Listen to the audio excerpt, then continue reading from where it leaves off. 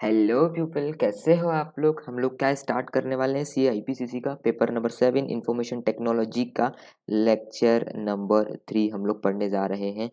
अगर आपको नहीं पता हो, इससे पहले अगर आपने लेक्चर्स नहीं देखे तो जाके पहले ऊपर के 2 लेक्चर्स देखो जो मैंने डाउनलोड यूट्यूब पर डाल दिए हैं। वो जाके आप मेरे चैनल पे सर्च करोगे तो आराम से मिल जाएंगे। ठीक है, इसमें क्या किया गया है, मैंने पूरा का पूरा स्टडी मेट कवर किया हुआ है। हमारा मिशन है क्या, मैं आपको पास कराऊं May 21 एग्जाम में ITSM में आप अच्छे नंबर से पास हो, सेकंड ग्रुप, ये मेरा एम है। इसलिए मैं आपको स्टडी मेट पूरा का पूरा कवर करा रहा हूँ, पूरा बहुत शानदार तरीके से पढ़ा रहा हूँ। ठीक है, अगर आपको लेक्चर समझ नहीं आ रहा है तो नीचे कमेंट में डालो, क्या क्वेरी कोई भी दिक्कत है आप जाके डाल सकते हो। आप मेरा व्हाट्सएप नंबर ले लो, अगर कोई भी दिक्कत है तो आप उस पर व्हाट्सएप कर सकते हो, बट कॉल मत करना प्लीज़। नंबर लो 7999993161, ये मेरा व्हाट्सएप नंबर है, ताकि व्हाट्सएप कर देना कोई भी दिक्कत हो। IT से related CA IPCC old group के लेक्चर्स में ले रहा हूँ। ठीक है सर, May 21 के लिए मेरा मिशन ये है कि आप लोग पास हो जाएं इस अटेम्प्ट में। लास्ट अटेम्प्ट है, स्टडी में इतने प्यार से पढ़ेंगे, इतने अच्छे से पढ़ेंगे कि आप आराम से पास हो जाओगे। ठीक है सर, ओके। ये लेक्चर नंबर 3 है। इससे पहले के 2 लेक्चर मैं डाल चुका हूँ। चैप्टर 3 में यहाँ पे पढ़ा रहा था आपको। सबसे पहले 3 पढ़ेंगे तो इसका पार्ट नंबर 3 यहाँ पे मैंने आपको लास्ट लेक्चर में छोड़ा था।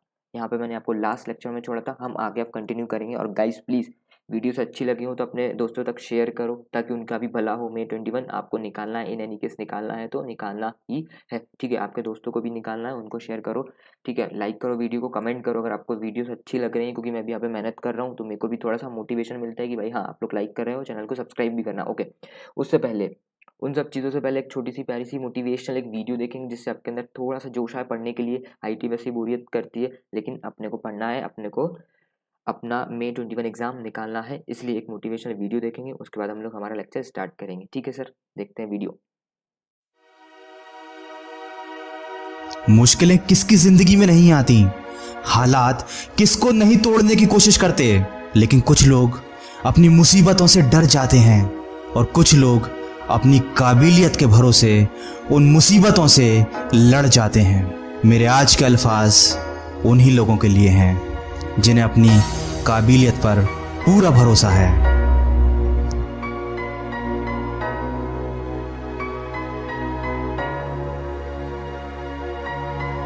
हालात चाहे कैसे भी हों, कभी खुद को नहीं रोका, क्योंकि मेरी सफलता ही मेरे दुश्मनों के मुंह पे सबसे बड़ा तमाचा होगा। ऊंचे हैं सपने मेरे, ऊंची है परवाज़, मेरी खामोशी ही तो है मेरी आगाज, करके दिखलाऊंगा मैं, मुझको है विश्वास। सुनता हूँ बस मैं मेरे मन की आवाज, दिल में है चाहत अपनी मंजिल को पाने की, फितरत नहीं किसी को नीचा दिखाने की। वक्त बुरा है, ये सब बातें हैं बकवास, करता हूँ मैं तो अपनी मेहनत पे विश्वास, क्योंकि ऊंचे हैं सपने मेरे, ऊंची है परवाज, मेरी खामोशी ही तो है मेरी आगाज, करके दिखलाऊंगा ये मुझको है विश्वास। सुनता हूँ बस मैं मेरे मन की आवाज, अपना पराया मुझे सबकी पहचान, बाकी दुआएं और पिता का सम्मान, करना है मुझे पूरे उनके अरमान, दिल में है मेरे बस जुनून का तूफान। दिल में चाहत थी, गिरा और गिरकर संभलता रहा, तूफानों ने बहुत कोशिश की, लेकिन हौसले का चिराग जलता रहा। लोगों की फितरत थी वो हंसते रहे, तुझसे नहीं होगा ये ताने कसते रहे, लेकिन मैं मंजिल की तरफ चलता रहा, चलता रहा और चलता रहा। चलिए सर, आपको वीडियो पसंद आई होगी। ठीक है सर, हम आगे बढ़ते हैं। एक थॉट के साथ, एक आपको थॉट देता हूँ। Good or bad day, it's your morning decision. Good or bad day, it's your morning decision. जब आप सुबह उठते हैं, ये आपका दिमाग डिसाइड करेगा कि आज का दिन अच्छा होगा या फिर बुरा होगा। ये आप, अगर आप सोचेंगे कि आज अच्छा होगा तो वह दिन आपके लिए बहुत शानदार रहेगा। अगर आप सोचेंगे कि ये दिन मेरे लिए बहुत बुरा है, मॉर्निंग बहुत बुरी है मेरी, तो वह दिन आपके लिए भी बहुत बुरा रहेगा। ठीक है, इस प्यारे से मोटिवेशनल थॉट के साथ हम लोग आगे बढ़ते हैं। पार्ट नंबर 3 यहाँ पे मैंने लास्ट में छोड़ा हुआ था। लास्ट लेक्चर में नहीं देखा तो पहले फटाफट जाके वो देखो। 20-25 घंटे में सारी IT खत्म करेंगे, बहुत शानदार तरीके से स्टडी में निपटा डालेंगे। ठीक है सर, और इतना कॉन्फिडेंस मैं आपको विश्वास दिला रहा हूँ, इतने आप कॉन्फिडेंस में आएंगे कि जिस दिन पेपर देने जाएंगे तो आप ये बोलोगे कि कम से कम कैसा ही पेपर आता है मैं 40 लेके आता हूँ, मिनिमम 40 आ जाएंगे। इतना कॉन्फिडेंस आपके अंदर मैं लेके बिल्डअप में इतना कर दूंगा। ठीक है सर, ओके। अब अपन ने यहाँ पे छोड़ा हुआ था, 2 पार्ट कंप्लीट हुए, तीसरे पार्ट में फटाफट आगे बढ़ते हैं। नेटवर्क आर्किटेक्चर क्या होता है, स्टडी मेट में खोल लेना, मिल जाएगा आपको। ओके, नेटवर्क आर्किटेक्चर क्या होता है, सपोज समझो, सबसे पहले क्या होता है, बिल्डिंग बनाते हैं अपन, बिल्डिंग के लिए क्या चाहिए पड़ता है, ढांचा। आर्किटेक्चर का मतलब होता है ढांचा, ठीक है। आर्किटेक्चर का मतलब होता है ढांचा। बिल्डिंग जब अपन बनाते हैं तो बिल्डिंग में क्या होता है, नीचे नींव लगाई जाती है, ये नींव हो गया, ठीक है। चारों साइड से नींव डाली जाती है, उसके ऊपर पिलर खड़े किए जाते हैं, उसके बाद दीवार बनाई जाती है। आई डोंट नो मेरी ड्राइंग जैसी भी है, ठीक ठाक है, फिर भी अच्छे से बनाने की मैं कोशिश करता हूँ। ये नीचे नींव डाली जाती है, जैसी भी डाली जाती है, ये नीचे बेस बनाया जाता है, ओके, ठीक है। जो भी है ऐसा बना दिया, उसके ऊपर ही पिलर बनाए जाते हैं, उसके बाद दीवार बनाई जाती है, मतलब बेस स्ट्रक्चर। दीवार का जो स्ट्रक्चर होता है उसको बोलते हैं अपन architecture. Same as it is network का आर्किटेक्चर बनाया जाता है। नेटवर्क होगा ना, नेटवर्क बोले तो एक कंप्यूटर को दूसरे कंप्यूटर से कनेक्ट किया जाता है, तो इसको बीचों बीच क्या होता है, नेटवर्क। इसको कैसे कनेक्ट करेंगे, नेटवर्क के थ्रू, ठीक है। तो इसको बोलते हैं अपन, अब नेटवर्क है हमारे पास, ठीक है। नेटवर्क के कुछ कुछ आर्किटेक्चर्स होते हैं। आर्किटेक्चर का मतलब क्या होता है, आर्किटेक्चर का मतलब समझते हैं क्या, कि आर्किटेक्चर का मतलब होता है कि भैया उसके hardware, software, connectivity, communication protocol and mode of transmission such as wired और वायरलेस, बस इतना सा पढ़ना अपने को। आर्किटेक्चर के अंदर क्या क्या चीज़ आएंगी भैया, उसके अंदर सॉफ्टवेयर लगा होगा। नेटवर्क का आर्किटेक्चर मतलब नेटवर्क का ढांचा, नेटवर्क के ढांचे के अंदर क्या क्या चीज़ें होंगी। जब एक कंप्यूटर को जब दूसरे कंप्यूटर से कनेक्ट करोगे तो कैसे करोगे भाई, उसमें हार्डवेयर चाहिए, कुछ ना कुछ लैन केबल चाहिए अपने को, हब चाहिए, रिपीटर चाहिए, मॉडेम चाहिए, कुछ ना कुछ तो चाहिए भाई। उसमें सॉफ्टवेयर चाहिए होगा, जैसे कि इंटरनेट चाहिए पड़ेगा, ठीक है, कुछ ना कुछ तो चाहिए पड़ेगा। तो वही चीज़ बोला कि भैया नेटवर्क का ढांचा बनाओगे तो क्या चाहिए, हार्डवेयर चाहिए, सॉफ्टवेयर चाहिए, कनेक्टिविटी चाहिए, इंटरनेट चाहिए, कम्युनिकेशन के प्रोटोकॉल चाहिए। प्रोटोकॉल का मतलब होता है रूल्स, प्रोटोकॉल का मतलब रूल्स, बहुत अच्छे से पढ़ेंगे अपन आगे। प्रोटोकॉल का मतलब क्या होता है, कम्युनिकेशन के प्रोटोकॉल चाहिए, मोड ऑफ ट्रांसमिशन, भाई आप वायर से भेज रहे हो फिर वायरलेस से भेज रहे हो, इसको बोलते हैं नेटवर्क का आर्किटेक्चर। ये हमारा छोटू सा पॉइंट था, ये हमारा छोटू सा पॉइंट था। आर्किटेक्चर खत्म, इसको नहीं पढ़ना। ऊपर की 3 लाइन पढ़ो बस, बात खत्म। हाईलाइटेड पॉइंट पढ़ो बस, बात खत्म। आगे बढ़ते हैं, फटाफट फटाफट फटाफट अपने को कंप्लीट करना है, इसको छोड़ो, ठीक है। अब आगे आता है अपन, what is the meaning of protocol. Protocol का मतलब हिंदी में लिख लो आप अपनी बुक में, रूल, RULE। प्रोटोकॉल का मतलब होता है रूल्स, ओके, तो होता है रूल, होता है। प्रोटोकॉल का मतलब होता है रूल, ओके। अब प्रोटोकॉल के बारे में अपन लोग यहाँ पे पढ़ते हैं कि प्रोटोकॉल क्या चीज़ होती है।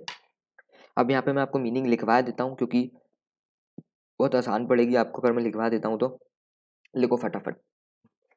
Protocol is a formal set of rules. क्या है प्रोटोकॉल, मैं थोड़ी सी स्पीड बढ़ा रहा हूँ लेक्चर्स की, क्योंकि जितना जल्दी से जल्दी खत्म होगा आपके लिए बेनिफिट है, उतने कम टाइम में आप लोग कंप्लीट कर सकते हो। Protocol is a formal set of rule for communicating. मैं सब कुछ अच्छे से समझाऊंगा बट एक बार लिख लो।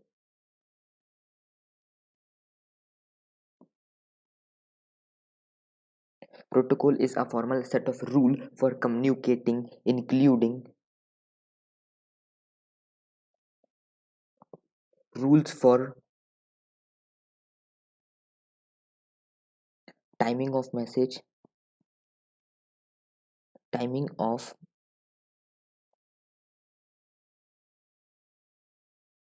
message exchange, comma, error detection technique, and so on,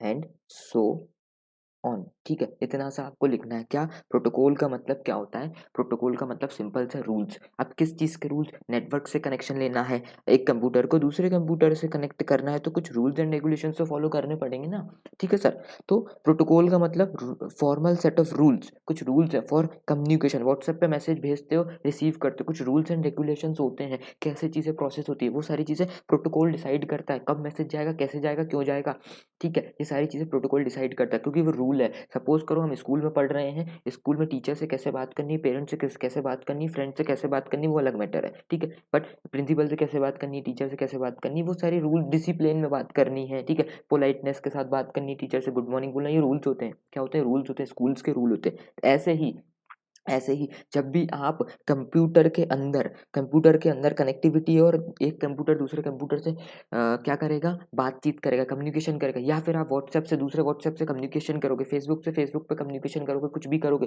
कोई भी चीज़ सेंड करोगे, कोई भी चीज़ रिसीव करोगे, तो वह प्रोटोकॉल के थ्रू, बोले तो रूल्स के थ्रू ही होगा, रूल्स एंड रेगुलेशन के अंदर करना पड़ेगा। ठीक है, अब बोला गया प्रोटोकॉल एक फॉर्मल सेट ऑफ रूल्स है, किसके लिए, कम्युनिकेशन के लिए, इंक्लूड करता है rules for timing of message exchange. इसके अंदर प्रोटोकॉल के अंदर क्या चीज़ आता है भैया, कि कब आप मैसेज की टाइमिंग, जैसे कि मैंने व्हाट्सएप पे एक मैसेज भेजा, वह कितना टाइम लेगा दूसरे फ़ोन के व्हाट्सएप पे पहुंचने में, वो सब चीज़ें भी डिसाइड की जाती है प्रोटोकॉल के अंदर। ओके, और error detection technique and so on, सारी चीज़ें, एरर अगर डिटेक्ट हुआ है, एरर आया, कुछ भी दिक्कत आई, उसको कैसे ठीक करना है, वो सारे रूल्स प्रोटोकॉल के अंदर लिखे जाते हैं, इसको कहते हैं प्रोटोकॉल। ठीक है, प्रोटोकॉल की बहुत प्यारी सी इन्फॉर्मेशन, प्यारी सी मीनिंग मैंने आपको लिखवा दी है। अब ये मीनिंग सिर्फ याद करके छोड़ने का नहीं है, ये अपने को प्रोटोकॉल पूछे मीनिंग लाके लेके ये जो 4 लाइन उठा के छाप देना, उसके अलावा ये पढ़ने की कोई भी आवश्यकता नहीं है, 4 लाइन में अपना काम हो गया है। अब उसके बाद एक हिडन क्वेश्चन आता है, क्या है हिडन क्वेश्चन भैया, following 3 aspects of digital communication,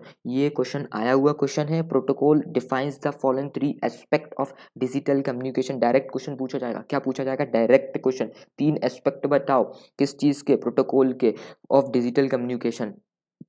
simple सा, सिंपल सा क्या बोला गया है कि जो डिजिटल कम्युनिकेशन करते हैं, बोले तो हम इलेक्ट्रॉनिक मीडिया से कम्युनिकेशन करते हैं, ईमेल भेजना, व्हाट्सएप करना, फेसबुक से मैसेज भेजना, उसके 3 एस्पेक्ट बताओ किसके रिगार्डिंग में, प्रोटोकॉल। सिंपल सा बोले रूल्स बता दो, जब आप व्हाट्सएप फेसबुक से मैसेज भेजते हो, सिंपल सा हिंदी में बता दिया। ठीक है, उसके तीन एस्पेक्ट हैं, 3 रूल हैं, कौन कौन से, syntax, semantics and timing. Syntax के आगे लिख दो भैया हिंदी में क्या, ग्रामर, ये अपने लिए समझने के लिए एग्जाम में मत लिखाना कि ग्रामर। ठीक है, सिंटेक्स का मतलब होता है क्या, ग्रामर, ग्रामर चीज़ों को चेक करना। सिंटेक्स के अंदर क्या लिखना है कि the format of data being exchange, किस फॉर्मेट में डाटा जाएगा, typing error, type of error correction used, type of encoding scheme etcetera. बस ये 3 चीज़ें लिखना है, क्या क्या लिखना है, format of data being exchange, comma, type of error detection used, और टाइप ऑफ एनकोडिंग स्कीम। मतलब बोला गया ग्रामेटिकल कोई मिस्टेक होती है, वो सारी चीज़ों को चेक करता है। जैसे कि आप MS वर्ड खोलना, उस पर लिख देना DOG डॉग, DOG, सॉरी, आप लिखोगे DOG, जी की जगह आपने अगर ई बना दिया तो वो नीचे एक dot dot dot dot line दिख जाती है रेड कलर की। अब ठीक है, तो वो दिखाता है आपने गलत लिखी है स्पेलिंग। ठीक है, इसको क्या, ये क्या है, ये है सिंटेक्स होता है, इसको बोलते हैं सिंटेक्स। ठीक है, इसको क्या बोलेंगे अपन, सिंटेक्स है, कि अपने को दिखा देगा अगर तुमने ग्रामेटिकल कोई मिस्टेक की है वो दिखाएगा। उसके बाद है किस फॉर्मेट में आपका डाटा जाएगा, the format of data being exchange, किस फॉर्मेट में डाटा जाएगा वो सिंटेक्स तय करता है। समझ रहे हो बात को। ठीक है, और type of error correction used, किस टाइप का अपने को एरर को चीज को कैसे अपने को करेक्ट करना है वो चीज बताता है सिंटेक्स। तीन तीन पॉइंट अपने को लिखना है। सीमेंटेक्स दूसरा बात करता है सीमेंटेक्स। सीमेंटेक्स में क्या होता है, type and order of message used to ensure reliable and error free information transfer हो सकता है। क्या बोला गया है कि किस टाइप में डाटा जाएगा और किस ऑर्डर में जाएगा। सपोज करना किस टाइप में और किस ऑर्डर में। सपोज करो आपने व्हाट्सएप पर हाय लिखा, फिर हाय लिखा 2 बिंदी 3, ठीक है, फिर HEY हे लिखा, उसके बाद हेलो लिखा। अब ये पहले जाएगा, ये दूसरी बार, ये तीसरी और ये चौथी, पहला दूसरा तीसरा और चौथी, मतलब सीक्वेंस में जाएंगे, पहले ये जाएगा फिर ये जाएगा फिर ये जाएगा फिर ये जाएगा। ठीक है, ठीक है, तो ये कौन तय करता है, सीमेंटेक्स तय करता है किस टाइप में डाटा जाएगा, किस ऑर्डर में मैसेज जाएगा, पहले कौन सा जाएगा उसके बाद कौन सा जाएगा, और उसके साथ साथ कि भाई रिलायबिलिटी के साथ जाए। ये जो मैंने हाय भेजा, हाय का अकेला H पहुंच गया सामने वाले के बाद, नहीं नहीं नहीं, वो पूरा HI ही भेजेगा। वो वो इंश्योर करता है, सीमेंटेक्स इंश्योर करता है कि भैया रिलायबल जाए, पूरा डाटा जाए, रिलायबिलिटी के साथ जाए, चेंज बिल्कुल भी ना हो, और एरर फ्री होके जाए, इन्फॉर्मेशन ट्रांसफर हो। ठीक है, अब कभी कभी आपने देखा होगा, आपने कुछ इमेज भेजी, पहली इमेज भेजी, दूसरी इमेज भेजी, कभी कभी दूसरी इमेज व्हाट्सएप पर पहले पे पहुंच जाती है, और पहली जो इमेज थी ये पहले नंबर पे भेजी थी, यहाँ पहुंची, ये पहले नंबर वाली है, ये दूसरे नंबर वाली है। ठीक है, जो पहले नंबर वाली वो बाद में पहुंचती है कभी कभी, और दूसरे नंबर वाली वो पहले पहुंच जाती है। ये प्रॉब्लम आती है इंटरनेट की, सर जी ये इंटरनेट की प्रॉब्लम है, इसलिए ये प्रॉब्लम आती है। ओके, अब अपन आते हैं, देखो एक और चीज़ बताता हूँ सीमेंटेक्स के अंदर, जैसे कि अपन जब 2G के ज़माने में थे, जब 2G के ज़माने में थे अपन, जब कोई इमेज अगर आप डाउनलोड करते थे, कोई भी इमेज, नेट से जब आप डाउनलोड करते थे तो सीक्वेंस में आती थी, ऐसे ऐसे ऐसे ऐसे ऐसे ऐसे। ये क्या होता है, डाटा के पैकेट्स हैं, ये पूरी इमेज है ना, धीरे धीरे धीरे धीरे ऐसे ऐसे खुलती थी वो, ठीक है। आपका जब भी रिजल्ट खुलता था ना, तो रिजल्ट में ऊपर से नीचे की तरफ आता था, नीचे लिखा रहता था पास, ये सबसे आखिरी में खुलता था, पहले ऊपर से खुलना स्टार्ट होता था। क्यों? क्योंकि सीक्वेंस में वन आफ्टर दी अदर, एक के बाद एक के बाद एक के बाद एक डाटा पैकेट्स आते थे, सीक्वेंस में आते थे। वो जो डाटा पैकेट्स रहते थे उन पे लिखा रहता था कि भाई ये पहले नंबर का डाटा है, ये दूसरे नंबर का, ये तीसरे का, ये चौथे का। तो ये सीक्वेंस में चीज़ें आती थी। ऐसा नहीं होता था कि भाई सबसे पहले 10 नंबर का डाटा सबसे पहले आपकी स्क्रीन पे दिखता है, नहीं। जब 2G के ज़माने में थे ऐसे ही आता था, अब तो 4G आ गया, तुरंत होता है, तो ये अपने को पता भी नहीं पड़ता। तो ये जो काम होता है सीक्वेंस में भेजने का, वो करता है सीमेंटेक्स, ठीक है। उसके बाद आता है टाइमिंग, टाइमिंग का भी कि भैया किस कब कब कब कब किस टाइमिंग पर मैसेज भेजना है। Correct timing for various event during data transfer, जब डाटा ट्रांसफर हो रहा है किस टाइम पे डाटा पहुंचेगा, कितने जल्दी भेजना है, वो सारी चीज़ें टाइमिंग डिसाइड करती है, ठीक है। इसको कहते हैं प्रोटोकॉल के 3 एस्पेक्ट होते हैं। और दूसरी चीज़ का लेकर टाइमिंग में डिफाइन करता है डाटा रेट सिलेक्शन, डाटा की रेट भी यही सिलेक्ट करता है, ओके। ये चीज़ ठीक है। ये आती टाइमिंग, सीमेंटेक्स एंड सिंटेक्स, ये 3 याद करो, हिडन क्वेश्चन है, आता है ये, ओके। ये हो गया, मैंने रब भी कर दिया, ठीक है सर। अपन अब आगे बढ़ते हैं। ये करने की कोई आवश्यकता नहीं है। और एक और हिडन क्वेश्चन आपके सामने प्रस्तुत कर रहा हूँ, ये वाला, कि steps must be carried out in consistent order for every computer in the network either receiving or sending of data। ये क्वेश्चन आता है, ये क्वेश्चन हिडन है, आ सकता है, कोई चांस मत लो चीज़ों को छोड़ने का। क्या बोला गया है, क्या बोला गया है, समझो। उसमें बोला गया है कि जब सेंडर, SENDER, जब सेंडर कोई डाटा को सेंड करेगा तो कैसे जाएगा डाटा, ठीक है। जैसे कि सपोज करो ईमेल में भेज रहा हूँ, ईमेल जब मैं भेज रहा हूँ तो कैसे जाएगा, किस सीक्वेंस में जाएगा। तो यहाँ पे बात कर दी गई है इसकी, सेंडर की। एट सेंडर के कंप्यूटर में प्रोटोकॉल, सपोज करो मैं मेल लिख के भेज रहा हूँ, तो मेल के अंदर कैसे जाएगा, कैसे जाएगा। पहली चीज़ है, 3 चीज़ें, सिर्फ 3 चीज़ लगेंगी इस पे। सेंडर के कंप्यूटर में 3 चीज़ होंगी। पहली चीज़, break down the data into packets. जो मेल लिखा हुआ है, मैंने सपोज करो हाय लिखा, हाय को इन्होंने क्या कन्वर्ट करेगा, 0101 बाइनरी कोड में ये कन्वर्ट कर देगा। सिस्टम अपने आप को सिस्टम अपनी लैंग्वेज में लेगा इसको, ठीक है, हाय को। उसके बाद क्या करेगा, सपोज करो मैंने हाय लिखा, और क्या लिखते हैं अपन, कैसे हो, ठीक है, लिखते हैं कैसे हो, कैसे हो, ये लिखा। अब हाय का हो गया 0101, ठीक है, 010101 ये हो गया अपना कैसे होगा, ठीक है, ये 2 हो गए। अब क्या करेगा हमारा कंप्यूटर, ये हाय उड़ गया, कैसे हो उड़ गया, लेके आते हैं उसके लिए, रुको रुको रुको रुको, ठीक है, 010101, ठीक है, ये हो गया भैया कैसे हो का, कंप्यूटर ने कन्वर्ट कर लिया, ठीक है। अब हाय का ये कन्वर्ट कर लिया, ओके। क्या किया जाएगा, अब ये जो डाटा है 0101, ये वाला 0101, अब इसको क्या किया, ब्रेक करेगा, ब्रेक डाउन, इसको पैकेट्स में कम बंद कर देगा। 0101, इसके आगे हेडर लगा देगा और एक फुटर लगा के इसको पैक कर देगा, ठीक है। इसको हेडर लगा दिया, ये फुटर लगा दिया, ठीक है। उसके बाद इसको भी एक बंद कर देगा, 0101, उसके हेडर और फुटर लगा देगा। तो बोला गया कि भैया ये पैकेट बना दिए गए। सबसे पहले क्या बोला गया, break down the data into packets. हे को इसने अपनी लैंग्वेज में लिया, उसके बाद हेडर फुटर लगा के इसने पैकेट बना दिया। अब उसके बाद क्या करेगा, add destination address to the packet, packet पर लिख देगा, पैकेट पर लिख देगा, क्या लिखेगा, हाइलाइटर उठा के मैं पहले इसको करता हूँ, ये हेडर है और फुटर है, ठीक है। पैकेट पे लिखेगा भैया कहाँ जाना है तेरे को, ये एड्रेस लिख देगा, भैया तेरे को यहाँ पे जाना है, ठीक है। उसके बाद तीसरी स्टेप क्या, prepare data for transmission through NIC। अब ये डाटा हमारा तैयार हो चुका है, NIC नेटवर्क इंटरफेस कार्ड, मैंने आपको बताया था, वहाँ पर ये डाटा को लेके आएगा। ये जो NIC का जो ग्रीन कलर का कार्ड था वो, और यहाँ पे अपनी लैन केबल लग रही थी इथरनेट के लिए, ठीक है। तो वो डाटा यहाँ पे लेकर आएगा भेजने के लिए, ओके। ये सेंडर के डिवाइस के अंदर होता है, कंप्यूटर के अंदर ये 3 चीज़ होती है। क्या क्या चीज़ होती है, रिपीट करो, break down the data into packets, पूरे डाटा को ब्रेक कर दो पैकेट्स में, ठीक है। ऐड डेस्टिनेशन एड्रेस, जहाँ पे इसको पहुंचना है वो एड्रेस डाल दो। तीसरी चीज़ है, prepare the data for transmission through NIC network interface card तक डाटा को पहुँचा दो। ये होता है सेंडर के डिवाइस में। अब रिसीवर के डिवाइस में क्या होता है वो अपन समझते हैं। रिसीवर के डिवाइस में जल्दी जल्दी पढ़ना है अपने को, जल्दी जल्दी। रिसीवर के डिवाइस में 5 चीज़ें होती हैं, 5 चीज़ बोले तो टेक, अब सेंडर ने भेज दिया, ठीक है। अब रिसीवर के डिवाइस के बाहर ये डब्बा रखा हुआ है, ठीक है। अब उसके बाहर ये डाटा यहाँ तक आ चुका है, ठीक है। अब क्या होगा आगे देखते हैं अपन। Take the data packets of the cable, ये जो केबल है, ये जो केबल से डाटा अंदर लिया जाएगा, ठीक है, अंदर लिया जाएगा। अब ये NIC के थ्रू आएगा, नेटवर्क इंटरफेस कार्ड के थ्रू ही आएगा, ठीक है। नेटवर्क इंटरफेस कार्ड नहीं है तो डाटा अंदर नहीं आ सकता, आप नेट नहीं चला सकते, ठीक है। अब NIC लगा हुआ है, NIC को मैं ये रहा हमारा NIC, सॉरी 1 मिनट, NIC छोटा सा बनाऊंगा मैं।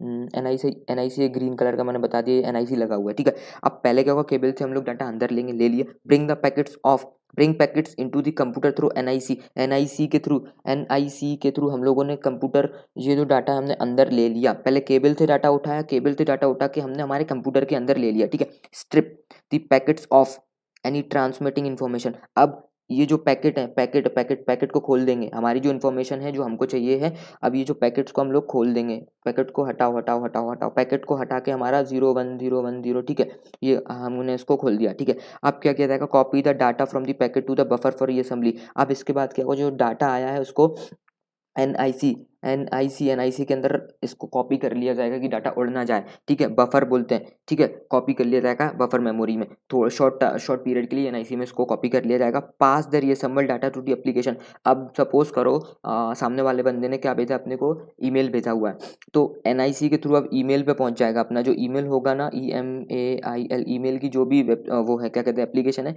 ईमेल की एप्लीकेशन तक ये पहुंचा दिया जाएगा डाटा। तो पांचों स्टेप में जाएगा। पहले क्या बोला गया कि take data packets of the cable से डाटा को उठाओ, bring the packet into computer into NIC के थ्रू कंप्यूटर तक लेके आओ, उसको उसके पैकेट वगैरह हटाओ, ठीक है। उसके बाद क्या, कॉपी कर लो उस डाटा को और फिर उसको जिस एप्लीकेशन के लिए वो डाटा है उसको भेज दो, ईमेल का है तो ईमेल के थ्रू भेज दो। छोटा सा क्वेश्चन था, कंप्लीट हो चुका है।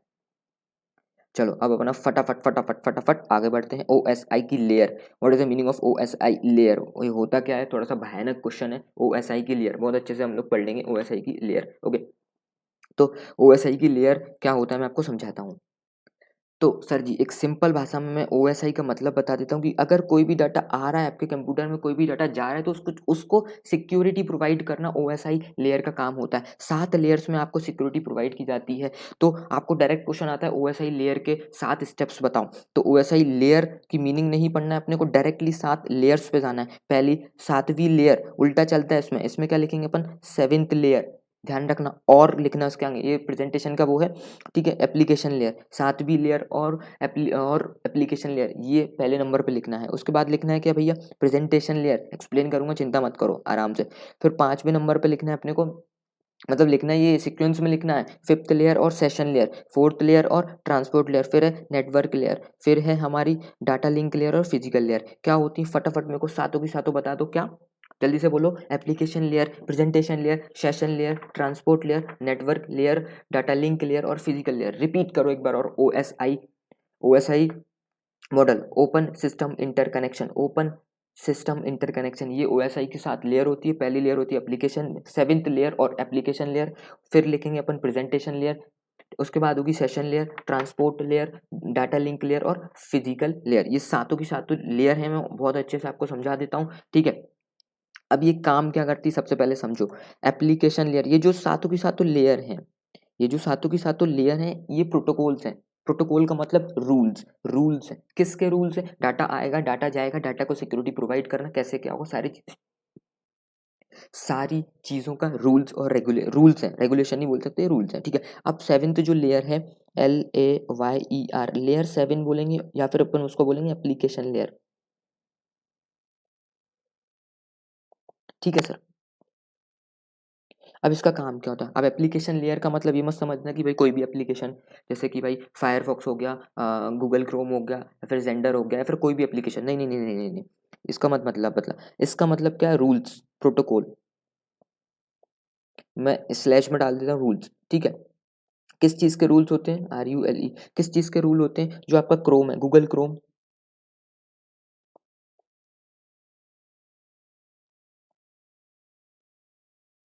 गूगल, ठीक है, गूगल क्रोम है, फायरफॉक्स है। अब ये जो चलेंगे, ये इंटरनेट से, सपोज करो आपने कोई चीज़ सर्च करी यहाँ पे, ये आपके लैपटॉप से, आपके कंप्यूटर से डाटा बाहर लेके जाएगा, किस पे लेके जाएगा, सर्वर पर लेके जाएगा, ठीक है। ये डाटा लेके जा रहा है आपके कंप्यूटर से। अब ये डाटा लेके जाएगा, यहाँ पे एक एक बंदा खड़ा होगा, उसका नाम होगा एप्लीकेशन लेयर,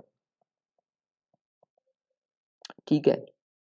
वो सिक्योरिटी प्रोवाइड करेगा, कौन सा डाटा कहाँ जा रहा है, कौन सा डाटा कैसे जा रहा है। आपने देखा होगा वेबसाइट पर लिखा रहता है HTTP, ठीक है, HTTP लिखा होगा, HTTPS, ये भी लिखा रहता है। ये क्या करता है, सिक्योरिटी प्रोवाइड करता है। ये क्या करता है, सिक्योरिटी प्रोवाइड करता है, ठीक है। और इसके आगे एक ताला भी बना रहता है, यूं ताला रहता है, लॉक लॉक बोलते हैं इसको, ठीक है। ताला बना रहता है यहाँ पे, क्योंकि सिक्योरिटी प्रोवाइड कर रहा है। तो क्या है, ये रूल है, किसके लिए रूल है, ये जो इंटरनेट से कनेक्टिविटी लेंगे, मतलब इंटरनेट जो भी कनेक्ट, इंटरनेट का जो भी इस्तेमाल करेगा, आपकी लैपटॉप के अंदर जो भी इंटरनेट का इस्तेमाल किया जाएगा वो एच टी टी पी बोले तो क्या ये सिक्योरिटी लगा दी जाएगी, बोले तो आप अनऑथराइज तरीके से आप, मतलब सिक्योरिटी प्रोवाइड कर दी जाएगी, आप अनऑथराइज तरीके से आप डाटा बाहर नहीं ले जा सकते, आप सिक्योर तरीके से डाटा बाहर ले जा सकते हैं। इसको कहते हैं एप्लीकेशन लेयर। अब एप्लीकेशन लेयर में अपने को क्या लिखना होगा, वो चीज़ समझते हैं अपन। चलिए, अपने को इसमें 2 लाइन लिखनी, समझ में तो आ गया ना क्या बोला मैं, ठीक है। ये चीज़ समझने की बात अलग है, यहाँ पे अपने को लिखना क्या है, वो याद करने की चीज़ क्या है कि भाई बोला क्या, application layer of OSI layer. OSI की जो लेयर है, उसकी जो एप्लीकेशन लेयर है, architecture it is closest to the end user. End user कौन होता है, हम जो हम सिस्टम यूज कर रहे हैं, हम एंड यूजर है, ठीक है। Which means that both OSI की application layer and the user interact करता है directly with the software application, ठीक है। इतना अपने को लिख देना है, बस बात खत्म है।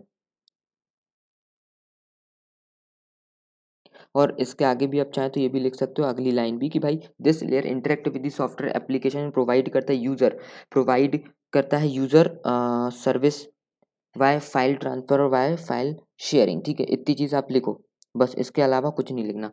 ओके, ये हमारी एप्लीकेशन लेयर कंप्लीट हो गई। एप्लीकेशन लेयर में क्या है सर, कोई भी, जैसे कि स्काइप चला रहे हो, आउटलुक चला रहे हो आप, या फिर क्रोम चला रहे हो, फायरफॉक्स चला रहे हो, या फिर कोई भी फाइल को आप ट्रांसफर कर रहे हो, फाइल को शेयर कर रहे हो, तो एक सिक्योरिटी प्रोवाइड करेगा। कौन प्रोवाइड करेगा, एप्लीकेशन लेयर, ठीक है।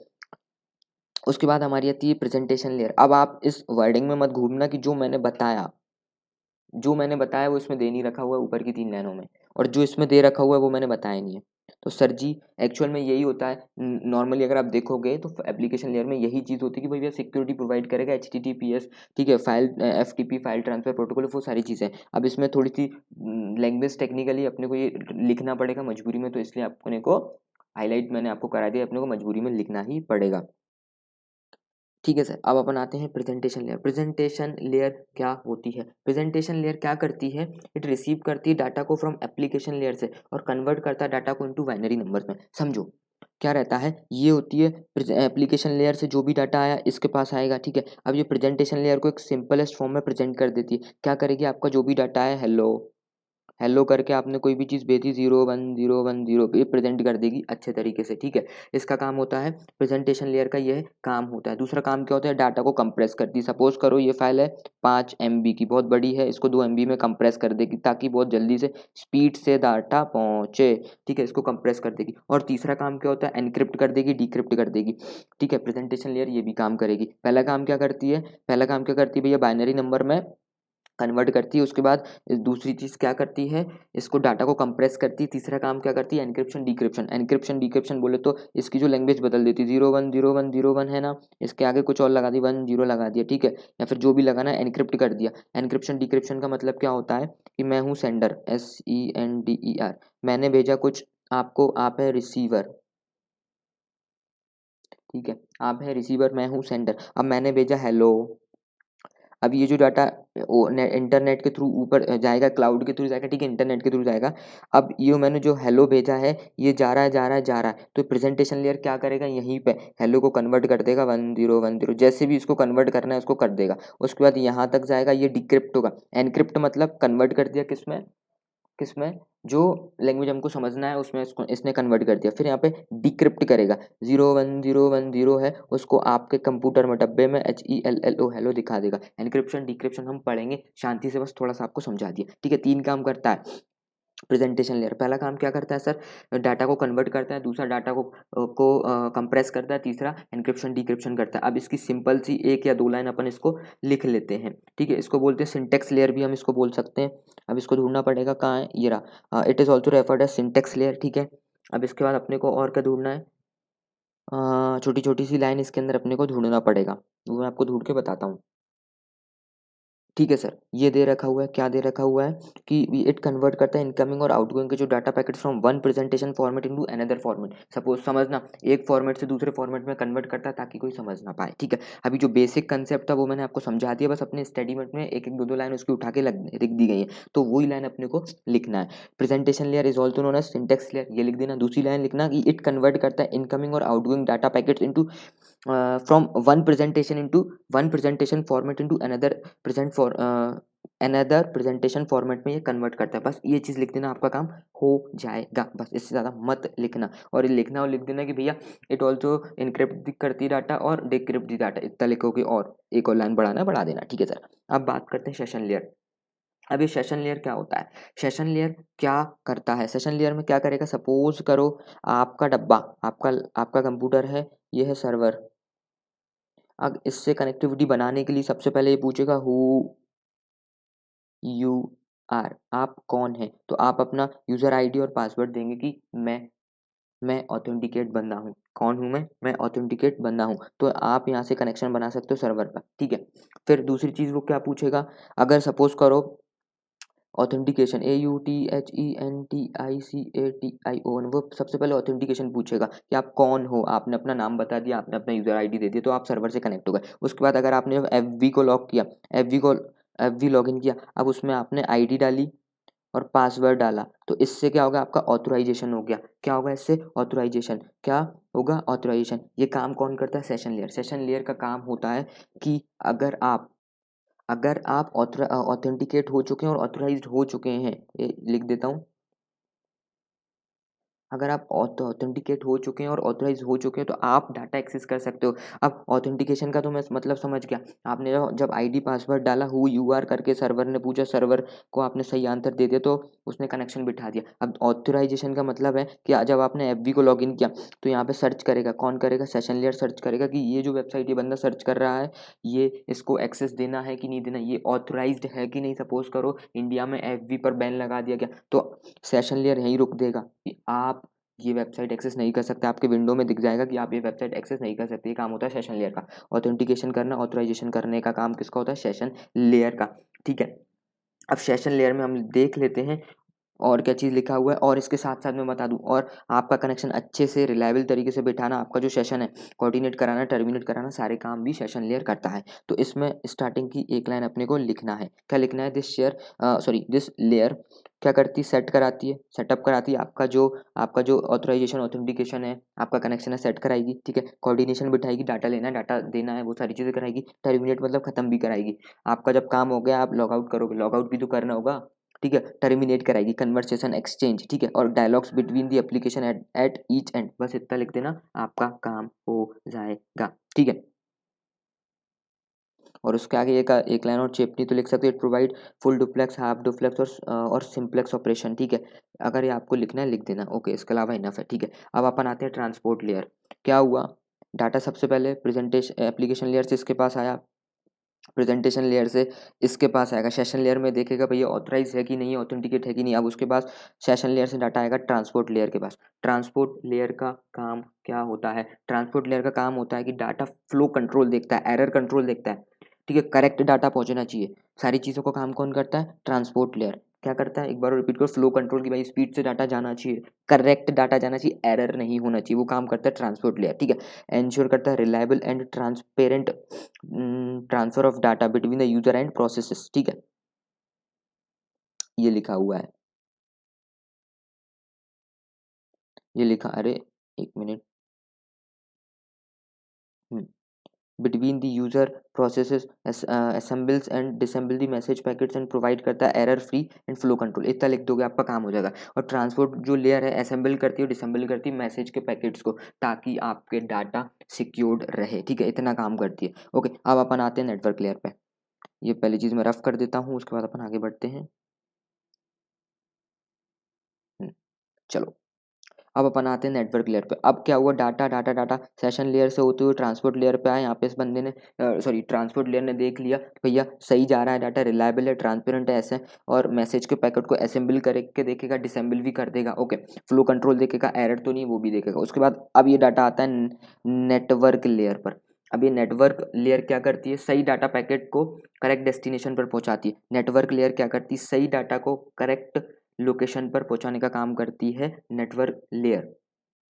हाँ जी, अब अपने को इसमें क्या लिखना है, सीधा सा बात है, नेटवर्क लेयर में नेटवर्क लेयर का काम क्या होता है कि भैया ये यहाँ पे दे रखा हुआ, क्या दे रखा हुआ है, the physical route of the transmission, then this layer choose करती है कि किस रूट से हमारा डाटा जाएगा। सही डाटा सही जगह पर पहुंचाने का काम कौन करता है, हमारा नेटवर्क लेयर। ठीक है, जो डाटा का जो पैकेट्स है, यहाँ पे जो डाटा आया, ये जो ट्रांसपोर्ट लेयर से जो डाटा है, ये इसको डाटा को क्या पैकेट्स में कन्वर्ट कर देगी। ठीक है, पैकेट्स में हो गए, पैकेट्स में पहले से रहेगा। ठीक है, इस डाटा को क्या नेटवर्क लेयर क्या करेगी, जो पैकेट्स इसके पास आए हैं उसको सही जगह पर पहुंचाने का काम करता है कौन सा लेयर, नेटवर्क लेयर। तो इसमें एक लाइन लिख देना बहुत है, इसके अलावा और कुछ भी लिखना है ऊपर की लाइन लिख सकते हो, कोई दिक्कत नहीं, कोई इशू नहीं है। कोई टीचर ने और कुछ भी लिखा है, मैंने एक चीज़ आपसे, एक ही चीज़ बोलनी है आपसे, अगर आपको कुछ एडिशन दिखे लिख लो, कोई प्रॉब्लम नहीं, मैं मना नहीं कर रहा कि चीज़ों को छोड़ो, और अगर एडिशनल याद करना है तो कर सकते हो, कोई प्रॉब्लम नहीं है, वो आपकी इच्छा, आपका दिमाग है, जितना आपको रिटेन करना है कर सकते हो।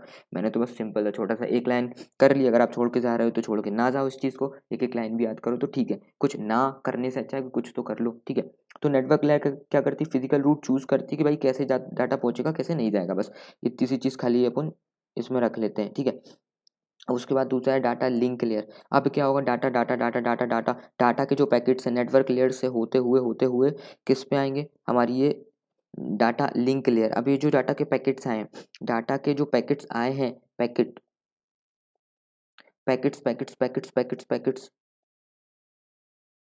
अब ये पैकेट्स को एक फ्रेम बना दिया जाएगा, FRAME, ताकि पैकेट्स इधर उधर ना जाए, एक फ्रेम में कन्वर्ट कर दिया जाएगा। वो काम कौन करता है, डाटा लिंक लेयर।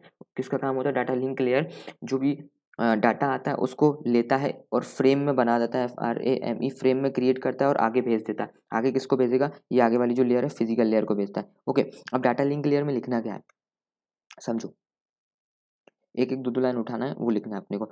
अब क्या करता है, डाटा लिंक लेयर रिस्पॉन्ड करता है किस चीज़ को, सर्विस रिक्वेस्ट को रिस्पॉन्ड करता है from the network layer. Network layer से जो भी डाटा आएगा उसका रिस्पॉन्ड कर देगा, भैया फ्रेम में कन्वर्ट कर दिया, फ्रेम में कन्वर्ट कर दिया जाएगा जो भी डाटा होगा, और इशू कर देगा सर्विस रिक्वेस्ट।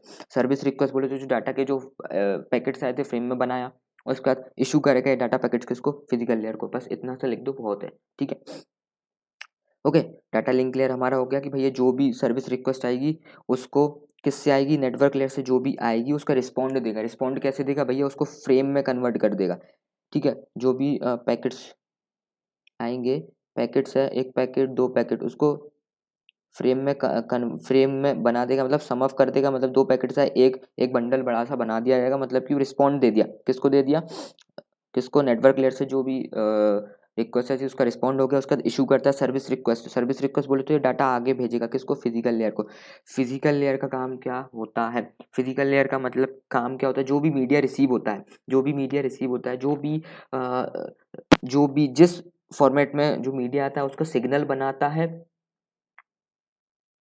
सॉरी, जो भी मीडिया रिसीव होता है या फिर जो भी सिग्नल आता है, ठीक है, उस सिग्नल को या फिर उस मीडिया को कन्वर्ट करता है बिट्स में। ठीक है, फिजिकल लेयर क्या करता है, जो भी सिग्नल रिसीव हुआ है या फिर जो भी आया सिग्नल आया, या फिर आपका जो भी मीडिया बोल सकते हैं, जो भी चीज़ आई है उसको कन्वर्ट करेगा, किस चीज़ में कन्वर्ट करेगा, बिट्स में। बिट्स बोल रहे हैं 0101, बिट्स होता है, बाइट होता है, फिर किलोबाइट मेगाबाइट, वो मैंने बताया था। बिट बोले तो सबसे छोटी यूनिट। ठीक है, डाटा की सबसे छोटी यूनिट। अब बिट्स में कन्वर्ट करके फिर से वापस किसके पास भेजेगा, डाटा लिंक लेयर के पास भेजेगा। Data link layer frame create कर देगा, फ्रेम से ये ऊपर जाएगा, किस में जाएगा, ये नेटवर्क लेयर, नेटवर्क लेयर से ट्रांसपोर्ट लेयर, उसके ऊपर उसके ऊपर उसके ऊपर ऊपर जाके एप्लीकेशन लेयर, एप्लीकेशन लेयर में जाके शो कर देगा। ठीक है, एप्लीकेशन लेयर बोले तो आपकी डिस्प्ले पे जाके दिखा देगा जो भी चीज़ आपके पास रिसीव हुई है। ठीक है, ये थे हमारे सातों लेयर, हमारा काम हो गया। सातों लेयर सिंपल तरीके से होगा, एक एक दो दो लाइन आप प्लीज़ इसमें से याद कर लेना। कुछ नहीं कर रहे हो उससे अच्छा कि कुछ तो याद करो। अब फिजिकल लेयर में अपने को लिखना क्या है वो लिखते हैं, सिंपल सी एक एक लाइन लिख देना कि physical layer is a hardware layer which specifies mechanical features as well as electromagnetic features of the connection between the device and the transmission. क्या बोला गया है, जो भी इट इज़ अ हार्डवेयर की लेयर होती है जो बताता है मैकेनिकल फीचर और as well as electromagnetic feature of the connection between the device and transmission. सीधा सा सिंपल था वही है, जो भी सिग्नल मीडिया आती है उसको कन्वर्ट करता है बिट में और ऊपर पहुंचा देता है, हिंदी में बात करूँ तो। अब उसके बाद ऐसे ही वाले लैंग्वेज ऐसी डालते हैं। ठीक है, बट फिर भी अपने को याद करना है, एक लाइन याद करो, खत्म करो चीज़ों को। ओके, ये हमारी 7 लेयर हो चुकी है OSI की, हमारा काम हो गया। अब आगे जाते हैं। आगे क्या बोला गया है, बस इसके अलावा ये लिखने की कोई आवश्यकता नहीं है, ठीक है। इंटरनेट, अब जो मैंने पढ़ा है ना वो पागलपंती थी, जो मैंने पढ़ाया है OSI लेयर वो पागलपंती थी, उसको आजकल यूज़ नहीं किया जाता है, उसको आजकल यूज़ नहीं किया जाता है, थ्योरेटिकली बन के रह गया है। आजकल क्या यूज़ किया जाता है, इंटरनेट TCP/IP। TCP/IP क्या होता है समझो, इंटरनेट, आजकल इंटरनेट का ज़माना है, ठीक है सर। इंटरनेट यूज़ करता है system of telecommunication protocol that has been become so widely use that is equivalent to the network architecture. ये लाइन याद मत करना, कोई दिक्कत नहीं, ये लाइन याद करना। TCP/IP internet protocol suit called the transmission control protocol या फिर internet protocol known as TCP/IP, ठीक है। क्या बोला गया है, OSI की जो लेयर मैंने अभी आपको ऊपर पढ़ाई वो थ्योरेटिकली है, ठीक है, वो उनका यूज़ नहीं किया जाता, लेकिन आप अभी क्या यूज़ कर रहे हैं, 5 लेयर्स यूज़ करते हैं। वो OSI लेयर क्वेश्चन में पूछा जा सकता है, इसलिए अपने को याद करना था। लेकिन अभी रिसेंटली हम इंटरनेट TCP/IP यूज़ करते हैं, इंटरनेट का ज़माना है। इंटरनेट किस चीज़ को यूज़ करता है, ट्रांसमिशन कंट्रोल प्रोटोकॉल या फिर इंटरनेट प्रोटोकॉल, इसको यूज़ करता है। अब इसकी 5 लेयर हैं, सिर्फ इसकी 5 लेयर हैं। इसको अपन ने नीचे इन्होंने किस चीज़ में दे रखी हुई हैं, इसको इन्होंने चार्ट फॉर्मेट में दे रखी है। क्या है ये, TCP/IP की लेयर है, ये OSI की लेयर है। अब 5 लेयर होती है, 1 2 3 4 5, ये 5 लेयर यूज़ की जाती हैं। मतलब जो हमने ऊपर पढ़ा वो वेस्टेज नहीं है, वो क्वेश्चन आ सकता है, लेकिन थ्योरेटिकली ये ठीक है, ओके, लेकिन प्रैक्टिकली इंडिया के अंदर ये चीज़ होती है। TCP/IP अपन अप्लाई करते हैं पूरी इंडिया में, क्या पूरी दुनिया में TCP/IP चलता है, ठीक है। तो इसमें पहली लेयर होगी क्या, एप्लीकेशन लेयर और प्रोसेस लेयर बोल सकते हैं, host IP, host to host transport layer, ठीक है। उसके बाद आती है इंटरनेट प्रोटोकॉल, ठीक है। उसके बाद नेटवर्क इंटरफेस और फिर फिजिकल लेयर। इसकी 5 लेयर है, क्या है इसकी, ये 5 लेयर है। थोड़ा सा मेरे को यहाँ पे ब्लर दिख रहा है क्योंकि बुक में ब्लर दे रखा हुआ है, ठीक है। आपकी बुक में ब्लर नहीं दे रखा होगा, आपको अच्छे से दिखेगा, ठीक है। ओके, तो ये जो 5 की 5 लेयर है एज इट इज छाप देना, अगर TCP/IP पूछे तो। अगर आपसे OSI मॉडल पूछे तो ये 7 लेयर छापनी पड़ेंगी। अब इसके अंदर कंटेंट क्या लिखेंगे, 5 लेयर के अंदर कंटेंट क्या लिखेंगे समझो। ये जो एप्लीकेशन लेयर और प्रेजेंट और क्या लिखा हुआ है, ये एप्लीकेशन लेयर और प्रोसेस लेयर। प्रोसेस लेयर के अंदर तीनों का कंटेंट लिखना है, किसका, एप्लीकेशन लेयर का, प्रेजेंटेशन लेयर का, सेशन लेयर। ये 3 मिला के इन्होंने यहाँ पे एक कन्वर्ट कर दिया गया TCP/IP के अंदर, बोले तो एप्लीकेशन लेयर या फिर प्रोसेस लेयर। अब ये तीनों का मिक्सचर करके तीनों की जितनी भी लाइन उठा के आप एप्लीकेशन लेयर के अंदर लिख सकते हैं। उसके बाद दूसरे नाम, अपने को सिर्फ नाम चेंज करना है, ठीक है। Host to host transport layer में क्या लिखना है, ट्रांसपोर्ट लेयर का पूरा कंटेंट लिख देना, ठीक है। इंटरनेट IP, इंटरनेट प्रोटोकॉल के अंदर क्या लिखना है, नेटवर्क लेयर का जो भी है वो लिख देना है, ठीक है। नेटवर्क इंटरफेस करके लिखना है, डाटा लिंक लेयर का जो भी है वो लिख देना, फिजिकल लेयर का जो भी इसमें फिजिकल लेयर है वो भी लिखना है, ठीक है। सिंपल है। इसके 5 हैं तो इसके 7 हैं, उठा के सम अप करना है, ओके। ये चीज़ हमारा काम हो गया, बहुत आसान था। उसके बाद अपन अब जाते हैं network, network risk control and security question आया हुआ, क्वेश्चन है 2 नंबर में आया हुआ था, ठीक है। क्या दे रखा हुआ है इसमें कि basic objective for providing network security, network security provide करने के 2 बेसिक ऑब्जेक्टिव बताओ। ये टू फोल्ड काट देना, ठीक है। Basic objective for providing network security, network पर सिक्योरिटी प्रोवाइड बोले तो एक कंप्यूटर दूसरे कंप्यूटर से कनेक्ट है, इसके ऊपर सिक्योरिटी प्रोवाइड हम जो कर रहे हैं, इतना सब कुछ पढ़ा, TCP/IP पढ़ा, वैसा ही मॉडल पढ़ा। क्यों करना है, क्यों हमको नेटवर्क पर सिक्योरिटी प्रोवाइड करना है, तो पहली चीज़ है टू सेफगार्ड दी एसेट्स, जो भी एसेट्स हैं हार्डवेयर, जो भी हार्डवेयर है उसको सेफगार्ड करना है। दूसरी चीज़ है क्या, to ensure and maintain the data integrity, data की जो इंटीग्रिटी है उसको क्या करना है, अपने को मेंटेन करके चलना है। डाटा इंटीग्रिटी का मतलब क्या होगा, डाटा इंटीग्रिटी मतलब अनऑथराइज तरीके से कोई भी आप चीज़ को मॉडिफाई ना करें, अनऑथराइज मॉडिफाई ना की जाए डाटा को, उसको बोलते हैं इंटीग्रिटी को मेंटेन करना, ठीक है। ओके सर, और आगे तीसरा पॉइंट क्या दे रखा हुआ है यहाँ पे देखेंगे, टू एस्टैब्लिश, क्या दे रखा हुआ, to establish the system resources that the user desire to employ. मतलब कि क्या, सिस्टम का जो भी रिसोर्सेज हम किसको देते हैं, एम्प्लॉय को। एम्प्लॉय चाहता है भैया मैक चलाना, 1 लाख का लैपटॉप चलाना है तो हम उसको प्रोवाइड कर सकें, ठीक है। तो उसके लिए क्या सिक्योरिटी लगेगी कि भाई वो तोड़ ना दे, कुछ अनऑथराइज तरीके से एक्सेस ना करे चीज़ों का, ज़्यादा रईसी ना दिखाए, इसलिए हमारा ऑब्जेक्ट होता है कि नेटवर्क पर सिक्योरिटी हम प्रोवाइड करें। चौथा पॉइंट क्या बोलेगा कि भैया रिस्ट्रिक्शन डालना, रिस्ट्रिक्शन डालना है किस चीज़ पर, actions undertaken by the user who obtain the system resource to an authorized set. किसी बंदे ने आपका लैपटॉप ले लिया है, आप सपोज करो आप TCS कंपनी में काम करते हो, इन्फोसिस में काम करते हो, अगर आपकी कंपनी ने अगर आपको महंगा वाला लैपटॉप दे रखा हुआ है तो उसमें आप गूगल क्रोम नहीं चला सकते, आप उसमें पेन ड्राइव नहीं लगा सकते, ठीक है। तो क्यों क्यों नहीं लगा सकते? पता पड़ा आप बैठ के मूवियाँ देख रहे हो, मस्त गाने चला रहे हो उस पे, तो रिस्ट्रिक्शन रहती है। तो वही रिस्ट्रिक्शन यहाँ पे बता दी गई कि भाई नेटवर्क पर सिक्योरिटी लगाना इसलिए आवश्यकता है कि भाई रिस्ट्रिक्ट कर सको एक्शंस को। आप हर कुछ नहीं कर सकते लैपटॉप्स पर आपके, जो भी आपको सिस्टम प्रोवाइड किया गया है। और उससे पहले क्या, एस्टैब्लिश सिस्टम रिसोर्स, सिस्टम का जो भी रिसोर्सेज कंपनी देना चाहती है, महंगा रिसोर्स देना चाहती है, तो आराम से दे सके, क्योंकि सिक्योरिटी लगा दी गई है तो कोई दिक्कत नहीं होगी, डाटा इधर उधर नहीं जाएगा, कोई प्रॉब्लम नहीं होगी। उससे पहले कि भैया डाटा की इंटीग्रिटी मेंटेन करना, और हमारे यहाँ जो भी सेफ गार्ड ऑफ एसेट बोले तो हार्डवेयर वगैरह है जो एसेट्स है उसको सेव कर सके, इसलिए हमको नेटवर्क पर सिक्योरिटी लगाने की आवश्यकता है। वो ऑब्जेक्ट होता है, 4 ऑब्जेक्ट हो गए, खत्म हो गया काम। उसके बाद आता है there are 2 types of system security. आपका जो डब्बा होता है, ये डब्बा, ठीक है, डब्बा है, डब्बा अंकल का टीवी डब्बा, ये जो डब्बा है, ये जो आपका डब्बा है क्या है, सीपीयू है, वो सॉरी कंप्यूटर है, कंप्यूटर, ये आपका कंप्यूटर है। बोला गया है कि भैया सिस्टम पर सिक्योरिटी, ये आपका पूरा डब्बा है, डब्बे पर सिक्योरिटी किस दो तरीके की सिस्टम की सिक्योरिटीज होती है वो बताओ। पहली होती है फिजिकल सिक्योरिटी, दूसरी होती है लॉजिकल सिक्योरिटी। फिजिकल सिक्योरिटी बोले तो इसको तोड़ फोड़ ना हो, इसकी डिस्प्ले मत तोड़ो, इसका सीपीयू मत तोड़ो, उसकी सुरक्षा करना, ठीक है, उसको कहते हैं फिजिकल सिक्योरिटी। लॉजिकल सिक्योरिटी बोले तो इसके अंदर सॉफ्टवेयर इंस्टॉल करके रखना, एंटीवायरस, एंटी मालवेयर, ठीक है, सॉफ्टवेयर इंस्टॉल करना, इसको बोलते हैं लॉजिकल सिक्योरिटी। फिजिकल सिक्योरिटी बोले तो इसकी तोड़फोड़ ना हो। तोड़फोड़ कैसे नहीं होगी भाई, ये जो हमारे जितने भी कंप्यूटर्स रखे हैं उस पर कैमरा लगा दो, लॉक लगा दो बाहर, ठीक है, सिक्योरिटी गार्ड बिठा दो, तो फिजिकली सिक्योरिटी हमारी हो जाएगी, चीज़ें बच जाएगी। बहुत सिंपल था थारे। Physical security is implemented to protect the physical system of assets of the organization like personals, ठीक है, हार्डवेयर बचा दो, फैसिलिटीज बचा दो, सप्लाईज बचा दो, डॉक्यूमेंटेशन, कोई पेपर वगैरह सारी चीज़ें रखी हुई है, आपका जो हार्डवेयर का डब्बा रखा है, सप्लाईज वगैरह कोई भी आइटम रखा हो बचा सके, उसको बोलते हैं फिजिकल सिक्योरिटी। एग्जाम्पल में लिखना है तो लिख सकते हो सीसीटीवी कैमरा, सिक्योरिटी गार्ड, और लॉक को डोर करना, ठीक है, लॉक डोर, ऐसा लिख सकते हो, लॉक दी डोर, ठीक है, lock on door, sorry, lock पर डोर डोर पर लॉक लगाना, सॉरी, ठीक है। लॉजिकल सिक्योरिटी में क्या है भैया, आपके डाटा और इन्फॉर्मेशन और आपके सॉफ्टवेयर को बचाना, सिक्योरिटी प्रोवाइड करना है किस चीज़ पर, आपके डाटा डाटा और इन्फॉर्मेशन को बचाना, ठीक है, इतना करना आपका काम हो जाएगा बस, ठीक है। उसके बाद थ्रेड्स एंड वल्नरेबिलिटीज, ये चीज़ तो आपने 100 बार पढ़ी होगी, थ्रेड क्या होता है, वल्नरेबिलिटी क्या होता है, ठीक है, फिर भी मैं आपको यहाँ पे कवर करा देता हूँ, थ्रेड्स क्या होती है, वल्नरेबिलिटी क्या होता है, नहीं पढ़ा होगा तो भी, ओके। अब समझो, हिंदी में बताता हूँ, थ्रेड का मतलब, थ्रेड पढ़ना है, वल्नरेबिलिटी मत पढ़ना है, मीनिंग भले मत पढ़ो, बट इनके थ्रेड 4 तरीके के होते हैं, वो पढ़ना है अपने को, बट एक बार मीनिंग भी आप चाहो तो याद कर लो, बट कर लेना, अच्छा है। थ्रेड का मतलब क्या होता है, पहले हिंदी में समझता हूँ। थ्रेड का मतलब, थ्रेड, ठीक है, थ्रेड अच्छे से लिखते हैं पहले अपन, थ्रेड, ठीक है, अरे थ्रेड लिखा हुआ है ये,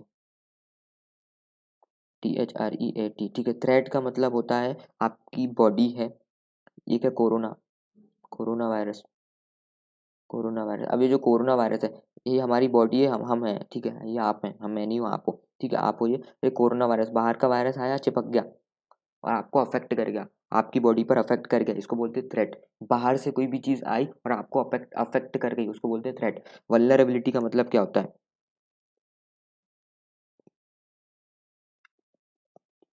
वल्नरेबिलिटी का मतलब होता है ये आप हो, आपके अंदर इम्यूनिटी पावर ही नहीं है, आपका जो अंदर का सिस्टम है इतना कमजोर है, बहुत कमजोर है, हल्के से मच्छर ने भी काटा ना, इतने से कीड़े ने भी काटा तो आपकी बॉडी सूज जाती है, आपकी स्वेलिंग हो जाती है, आपको फीवर आ जाता है, इसको बोलते हैं वल्नरेबिलिटी, मतलब आपके अंदर ही प्रॉब्लम है, आपकी बॉडी के अंदर ही प्रॉब्लम है, उसको बोलते हैं वल्नरेबिलिटी। इसको बोल सकते हैं लूप होल, इसको बोल सकते हैं कमजोरी, वीकनेस, इसको बोलते हैं क्या, vulnerability.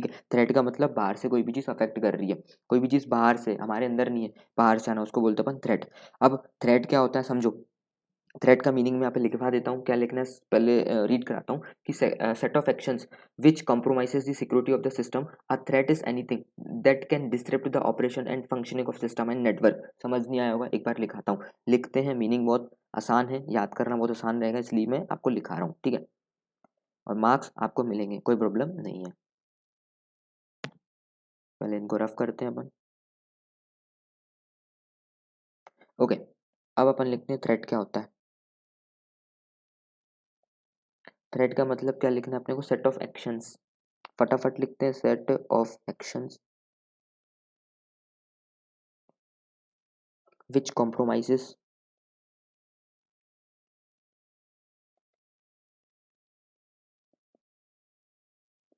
which compromise the security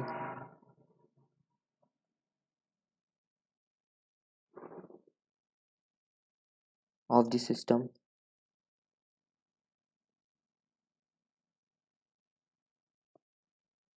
A threat is anything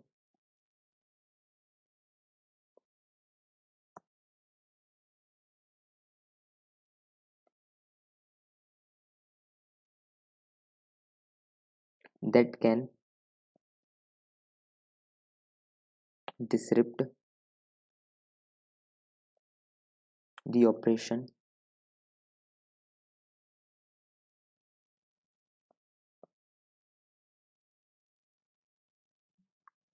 or functioning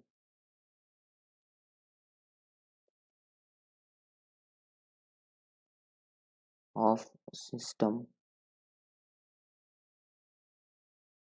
और नेटवर्क। ओके, राइटिंग अगर समझ नहीं आ रही तो फिर भी काम चला लो। क्या बोला गया? थ्रेट। थ्रेट का मतलब सेट ऑफ एक्शंस, कुछ एक्शंस हैं, कुछ क्रिया हैं विच कॉम्प्रोमाइज करती द सिक्योरिटी, हमारी जो सिक्योरिटी उसको तोड़ते हुए, किस चीज़ की? सिस्टम की। अब हमारे सिस्टम की सिक्योरिटीज को तोड़ते हुए अंदर घुसती हैं। ठीक है, सेट ऑफ एक्शंस, कुछ एक्शंस लिए गए विच कॉम्प्रोमाइज कर देती किस चीज़ को? Securities of the system, system की सिक्योरिटीज को तोड़ते हुए अंदर घुसते हैं। कुछ एक्शंस, कुछ क्रियाएं कर दी गई हैं। ठीक है, किसके थ्रू? बताता हूँ। कोई भी व्यक्ति हो सकता है, इंटरनल व्यक्ति हो सकता है, बाहर का व्यक्ति हो सकता है, बताऊंगा, शांति रखो। A threat is anything, threat कुछ भी हो सकता है that can disrupt the operation और फंक्शनिंग ऑफ द सिस्टम और नेटवर्क। बोले तो थ्रेट कुछ भी हो सकता है। थ्रेट बोले तो हमारे सिस्टम की बजा के जाएगा, जो कि डिस्टर्ब करेगा हमारे ऑपरेशन, जो भी काम चल रहा है वो, या फिर हमारे सिस्टम का फंक्शनिंग, जो भी फंक्शन चल रहा है, जो भी काम चल रहा है, और हमारे जो भी नेटवर्क कनेक्टेड है उसकी पूरी बजा के जाएगा, उसकी लेके जाएगा, उसको कहते हैं थ्रेट। ठीक है, इतनी सी मीनिंग याद रखो, इसके अलावा मीनिंग याद करने की आवश्यकता नहीं, मैंने उठा के लिखवा दिया। थ्रेट चार तरीके के होते हैं: अनस्ट्रक्चर्ड, स्ट्रक्चर्ड, एक्सटर्नल थ्रेट और इंटरनल थ्रेट। अब या तो आपके जो टीचर्स ने पढ़ाया होगा वो लिख दो, नहीं तो फिर मैं आपको लिखवा देता हूँ कि भाई internal, external, structured, unstructured thread के बारे में तो मैं लिखवा देता हूँ। ठीक है, अगर आपने किसी टीचर से पढ़ा तो उनसे पढ़ लेना। इंटरनल थ्रेड का बोला जाएगा कि भाई ऑर्गेनाइजेशन के अंदर बंदा काम कर रहा है, उसके बाद सिस्टम तक जाने के लिए, सिस्टम तक जाने के लिए क्या पासवर्ड है? ठीक है, उसके पास पासवर्ड है, यूजर आईडी, सब कुछ है, वो जाके सिस्टम में जाएगा, उसमें हरकतें कर देगा, डाटा को मॉडिफाई कर देगा, डाटा उड़ा देगा, जो करना है वो कर देगा। एक्सटर्नल थ्रेड किसको बोलते हैं? ठीक है, वो बंद एक्सटर्नल थ्रेट में कोई बाहर का बंदा रहेगा, ऑर्गेनाइजेशन का नहीं है, उसके पास आईडी, यूजर आईडी, पासवर्ड नहीं होगा, वो बंदा आएगा आपके सिस्टम में बजा के चला जाएगा, वो उड़ा देगा डाटा। या फिर स्ट्रक्चर्ड थ्रेड होता है। स्ट्रक्चर्ड थ्रेड कौन करता है? हैकर्स और क्रैकर्स। हैकर्स जो, सॉरी, हैकर्स, क्रैकर्स नहीं, हैकर्स। हैकर क्या करते हैं? उनके पास नॉलेज रहता है, वो आपका जो नेटवर्क क्रिएटेड है, सपोज करो एक कंप्यूटर दूसरे कंप्यूटर से कनेक्टेड है, दूसरा तीसरे से कनेक्टेड है। ठीक है, आपके सिस्टम के ये जो नेटवर्क है इसमें घुसेगा, इससे कनेक्शन ले लेगा, इससे कनेक्शन ले लेगा, बजा देगा, इसमें जो भी डाटा उड़ाना है उड़ा देगा, मॉडिफाई करना है बजा देगा, क्योंकि वो हैकर है ब्रो। ठीक है, उसके बाद अनस्ट्रक्चर्ड थ्रेड। अनस्ट्रक्चर्ड थ्रेड बोले तो अपन जैसे इंटरनेट पे गए, कोई भी सॉफ्टवेयर डाउनलोड किया, हैकर वैकर वाला, ठीक है, उससे कुछ हैकिंग के टूल्स अवेलेबल हैं, ऑनलाइन जाओ मिल जाएंगे बहुत सारी चीज़ें। उससे क्या करेगा? आपके सिस्टम में घुसेगा, थोड़ा बहुत बजा सकता है, थोड़ा बहुत बजा सकता है, ज़्यादा नहीं बजा सकता, बस थोड़ा बहुत बजा सकता है, उससे ज़्यादा बस कुछ नहीं कर पाएगा। वो बस वीकनेस को निकाल सकता है, थोड़ा सा क्रैश कर देगा, इससे ज़्यादा कुछ नहीं कर पाएगा अपने कंप्यूटर को। ओके, ये चार तरीके के थ्रेड्स से, अब थ्रेड के बारे में मैं इंटरनल थ्रेड, एक्सटर्नल थ्रेड, इस सब चीज़ों को एक बार मैं लिखवा देता हूँ आपको यहाँ पर। ओके, जल्दी जल्दी फटाफट लिखेंगे अपन। इंटरनल थ्रेड क्या होता है?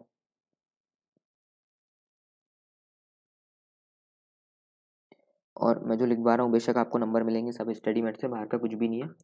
ठीक है, इंटरनल थ्रेड क्या बोल सकते हैं? These threads originated from the individual. फटाफट लिखेंगे, दीज थ्रेड, राइटिंग छोड़ो, जैसा दिखे वैसा लिख के खत्म करो। दीज थ्रेड्स ओरिजिनेटेड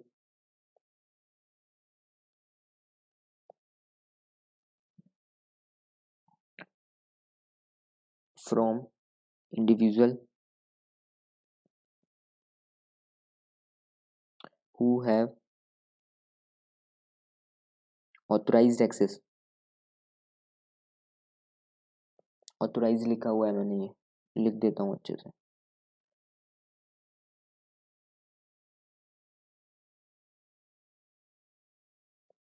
ठीक है, authorized access to the network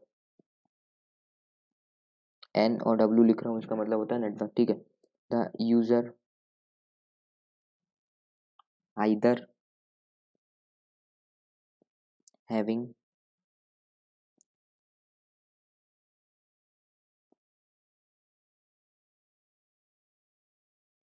account, A और सी लिख रहा हूँ, इसका मतलब होता है अकाउंट ऑन सर्वर,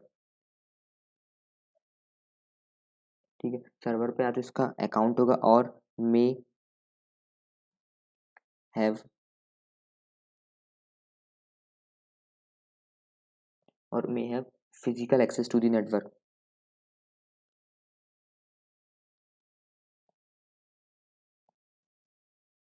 ठीक है। क्या बोला गया, बाद में समझ लेंगे, अब लिखते चलते अपन, जल्दी जल्दी फटाफट लिखते हैं, फिर अपन बाद में समझ लेंगे।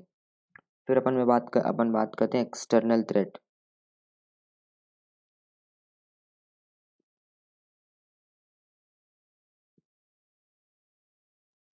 एक्सटर्नल थ्रेट का मतलब क्या होता है, दीज आर originated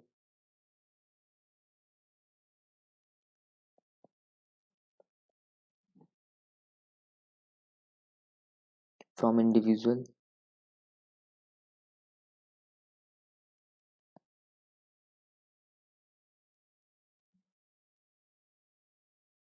और ऑर्गेनाइजेशन भी हो सकती है कोई, working outside, working outside the organization. समझाऊंगा, चिंता ना करो, अब बस लिखते जाओ लिखते जाओ लिखते जाओ। Such users do not have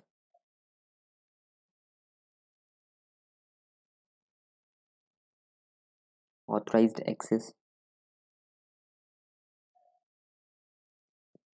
authorized access to computer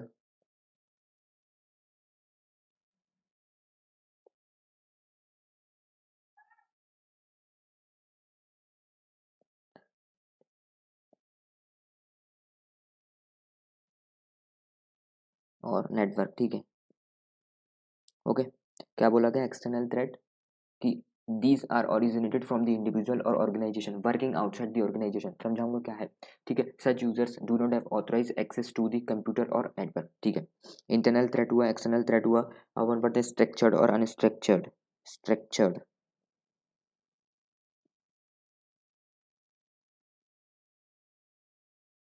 फटाफट फटाफट लिखते हैं, जल्दी जल्दी जल्दी जल्दी हो जाएगा हमारा, आपका टाइम भी वेस्ट नहीं होगा। This originated from the individual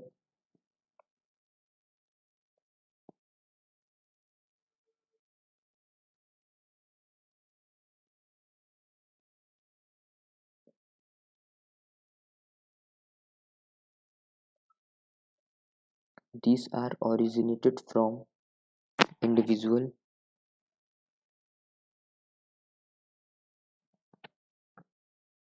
ठीक है। these are originated from the individual who are highly,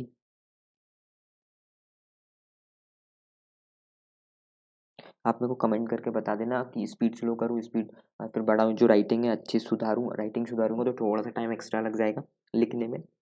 फटाफट फटाफट लिख देता हूँ, तो जैसा चाहे वैसा लिख देता हूँ, ठीक है। Who are highly motivated and technically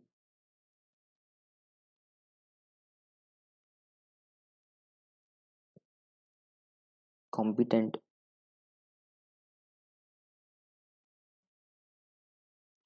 ठीक है। नेक्स्ट लाइन में लिखना है दे अंडरस्टैंड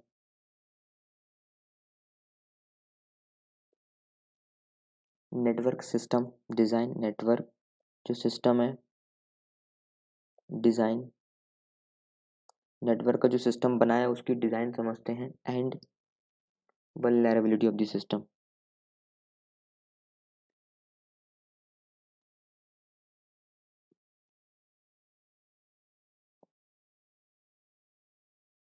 ठीक है। फटाफट लिखते हैं अपन अनस्ट्रक्चर्ड, अनस्ट्रक्चर्ड थ्रेड क्या होता है।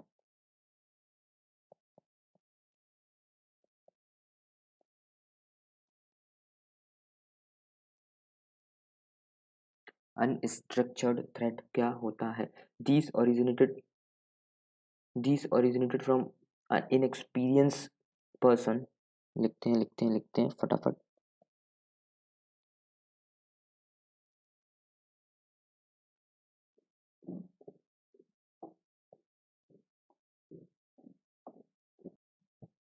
These originated from inexperienced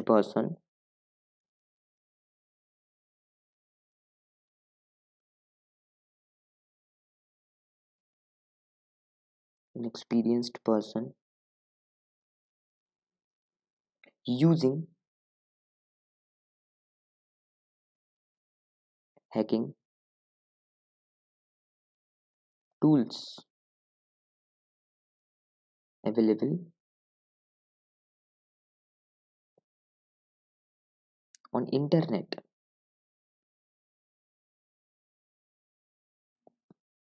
ठीक है, many tools are available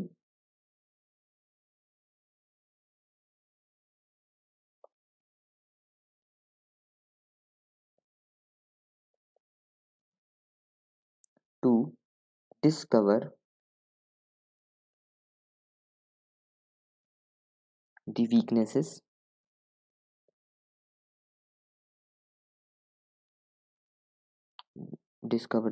in the system। Okay, बस इतनी सी चीज़ अपने को लिखनी, सिंपल। चारों चीज़ मैंने लिख दी, स्ट्रक्चर्ड अनस्ट्रक्चर्ड थ्रेड, इंटरनल और एक्सटर्नल थ्रेड। अब इनके बारे में और मैं समझा देता हूँ एक बार। इंटरनल थ्रेड मतलब कि वो बंदा ऑर्गेनाइजेशन के अंदर, वो बंदा ऑर्गेनाइजेशन में काम करता है बंदा, ठीक है, वो बंदा गया कंप्यूटर सिस्टम में, उसके बाद एक्सेस होगा, उसके पास आईडी होगी, पासवर्ड होगी, वो बजा देगा सिस्टम की, बोले तो हैक कर लेगा। ठीक है, सिस्टम में जो भी डाटा डाला होगा उठा के बैंड बजा देगा, डिलीट करना डिलीट कर देगा, सेंड करना किसी को भी सेंड कर देगा। ठीक है, तो वही लिखा हुआ these are originated from the individual, कोई भी बंदे से ओरिजिनेट होता है, इंटरनल थ्रेट है। ठीक है, who have authorize access to the network, जिसके पास ऑथराइज एक्सेस रहेगा किसका, नेटवर्क का।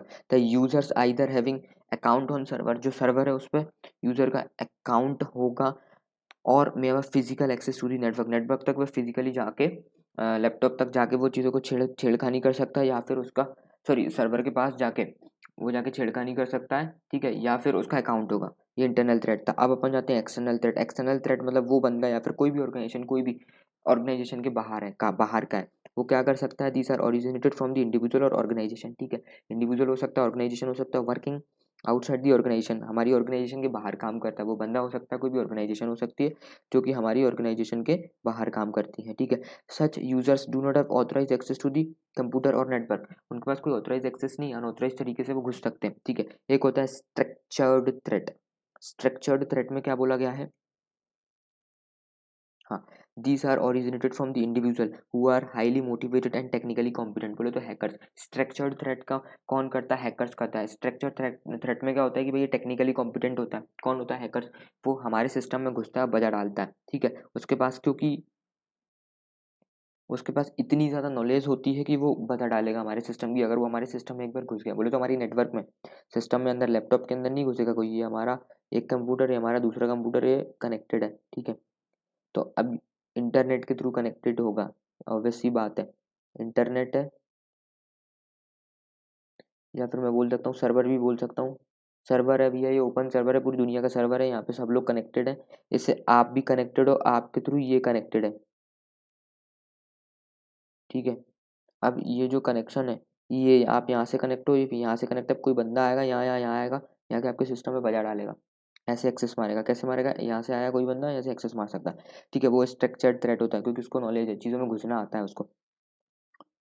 अगर आपके सिस्टम में सिक्योरिटी है तो वो नहीं घुस पाएगा, नहीं है सिक्योरिटी तो वो घुसने की चांसेस उसके ज़्यादा रहते हैं। ठीक है, हाईली मोटिवेटेड रहते हैं, ओके। उसके बाद टेक्निकली कॉम्पिटेंट रहते हैं, they understand the network system design, हमारा जो नेटवर्क का सिस्टम डिज़ाइन है वो समझते हैं, क्योंकि वो पढ़े लिखे होते हैं, दिमाग चलता है उनका, हैकर्स रहते हैं। और वल्नरेबिलिटी मतलब लूप होल, हमारे सिस्टम में क्या वीकनेसेस है वो भी समझते हैं। दो लाइन लिखना, आगे बढ़ना है अपने को। अनस्ट्रक्चर्ड थ्रेट क्या होता है भैया, these are originated from the inexperience person, कोई भी एबल इंसान, अपने जैसे एबल इंसान है, नेट पर गए, कोई भी हैकिंग टूल वगैरह डाउनलोड किया, सामने वाले के सिस्टम में घुसने की कोशिश कर दी। हैकिंग टूल्स इन्होंने क्या रहते हैं, इंटरनेट पे अवेलेबल रहते हैं, यूज़ करते हैं उसका। मैनी टूल्स आर अवेलेबल होते हैं जो कि डिस्कवर कर सकते हैं वीकनेस इन द सिस्टम, हमारे सिस्टम में कोई वीकनेस है उसको डिस्कवर कर सकते हैं। थोड़ा बहुत हानि पहुंचा पाते, ज़्यादा नहीं घुस पाते ये लोग। ठीक है, ये हमारे 4 थ्रेट्स थे। अब हम बात करेंगे वल्नरेबिलिटी के बारे में। वल्नरेबिलिटी मैंने बता दिया। वल्नरेबिलिटी का मतलब होता है कि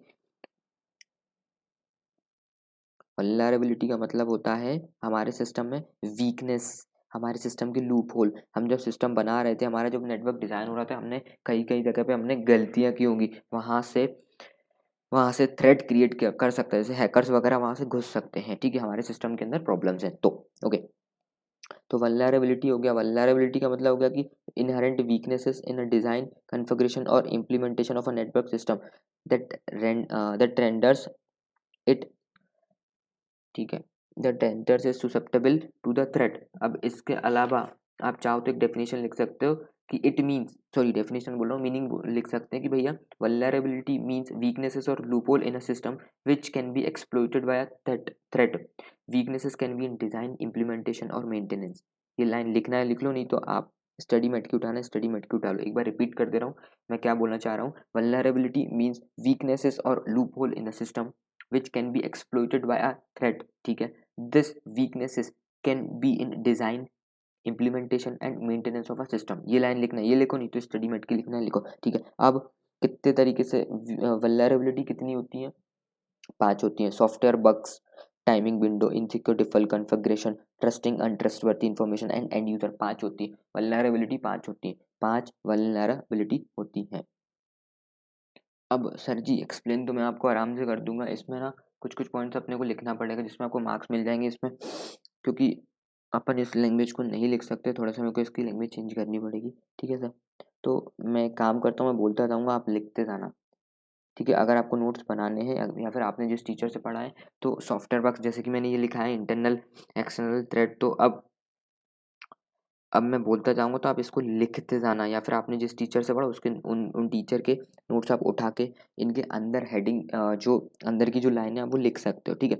अब मैं बात कर रहा हूँ सॉफ्टवेयर बग्स। सॉफ्टवेयर के बग्स क्या होते हैं? सॉफ्टवेयर बग्स क्या होता है, सपोज करो कोई भी गेम है, आपने अपने फ़ोन में डाउनलोड किया, वो 5 स्टेज तक खेला, 6वीं स्टेज पे जाते वो अटकता है, वो नहीं चल रहा है भाई, नहीं चल रहा है, ठीक है, तो उसको बोलते हैं सॉफ्टवेयर बग्स। सॉफ्टवेयर जब बना रहे थे तो उसमें प्रॉब्लम है, ठीक है। या फिर कोई भी सॉफ्टवेयर आप चलाते हो, जैसे व्हाट्सएप आप चला रहे हो, अटक गया, हैंग कर गया, वो चल ही नहीं रहा, चल ही नहीं रहा, चल ही नहीं रहा, चल ही नहीं रहा, ठीक है।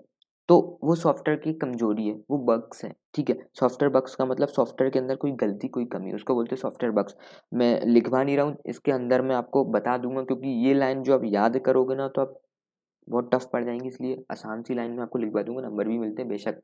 मैं डिक्टेट करता जाऊंगा, आप लिखते जाना, ठीक है। अगर मैं यहाँ पे लिखाने जाऊँगा तो बहुत वीडियो की जो लेंथ है वो बढ़ जाएगी, इसलिए मैं इनके नहीं लिखा रहा हूँ, मैं आपको डिक्टेट करूँगा आराम से। और कोई भी दिक्कत है मेरे को व्हाट्सएप मैसेज कर देना या फिर कमेंट में डाल देना, तो मैं नोट्स दे दूंगा आपको, ठीक है, लिखे लिखा मैं आपको नोट्स दे दूंगा, ओके। अगर मैं वीडियो में डालूंगा कुछ कुछ चीज़ें तो बहुत लेंदी हो जाएंगी हमारी वीडियो, फिर आप डरोगे कोई इतनी लेंदी वीडियो तो देखना ही बंद कर दोगे, ठीक है। इसलिए या फिर आप चाहो तो मेरे से कांटेक्ट कर लेना, व्हाट्सअप नंबर दे दिया, एक बार और लेना है ले लो, 7999931761, या फिर कमेंट में छोड़ देना कि नोट्स दे, तो मैं नोट्स दे दूंगा, कोई दिक्कत नहीं है। सॉफ्टवेयर बग्स, ठीक है, सॉफ्टवेयर बग्स हो गया हमारा। नोट्स में अभी देता हूँ, शांति रखो, मैं लिखवाता हूँ इसके अंदर क्या लिखना है। टाइमिंग विंडो, टाइमिंग विंडो बोले तो जो यूज़र है उसकी टाइमिंग फिक्स करो, जो आपके एम्प्लॉइज है उसकी टाइमिंग फिक्स करो कि आप 6 बजे से शाम को 9 बजे तक ही आप सिस्टम को एक्सेस कर सकते हो, उसके बाद आपका एक्सेस बंद हो जाएगा। अब जब आप लॉगिन डालोगे रात को 9 बजे के बाद, तो वो लॉगिन नहीं लेगा, आप सिस्टम नहीं चला सकते हो। अगर सपोज करो कि आप निकल लिए, आपका जो बॉस है वो निकल लिया है, ठीक है, अब रात को 12 बजे गए ऑफिस में, आप अपने सिस्टम में लॉगिन किया, कोई भी डाटा को हेरा फेरी कर दिया, ठीक है, तो इसलिए टाइमिंग पर विंडो होना चाहिए। क्या बोलेगा, टाइमिंग विंडो, टाइमिंग पर रिस्ट्रिक्शन होना चाहिए, ये वल्नरेबिलिटी है। बहुत सारे ऑफिस में क्या होता है कि एक्सेस को कोई रिस्ट्रिक्शन नहीं है, कभी भी आओ कभी भी आप सिस्टम को लॉगिन कर सकते हो, तो ऐसे करके आपके सिस्टम में प्रॉब्लम से लूपहोल है, प्रॉब्लम है, इसको अपने को ठीक करना चाहिए।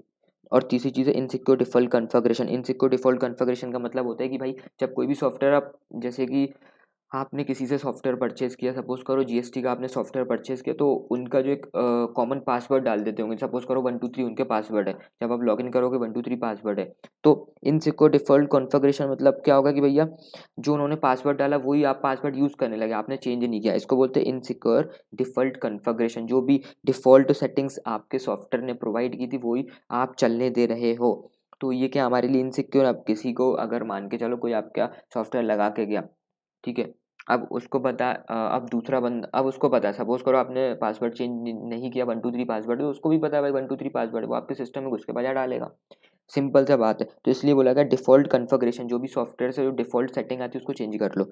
ये लूपहोल है बहुत से लोगों का, ओके, बहुत से सिस्टम्स का।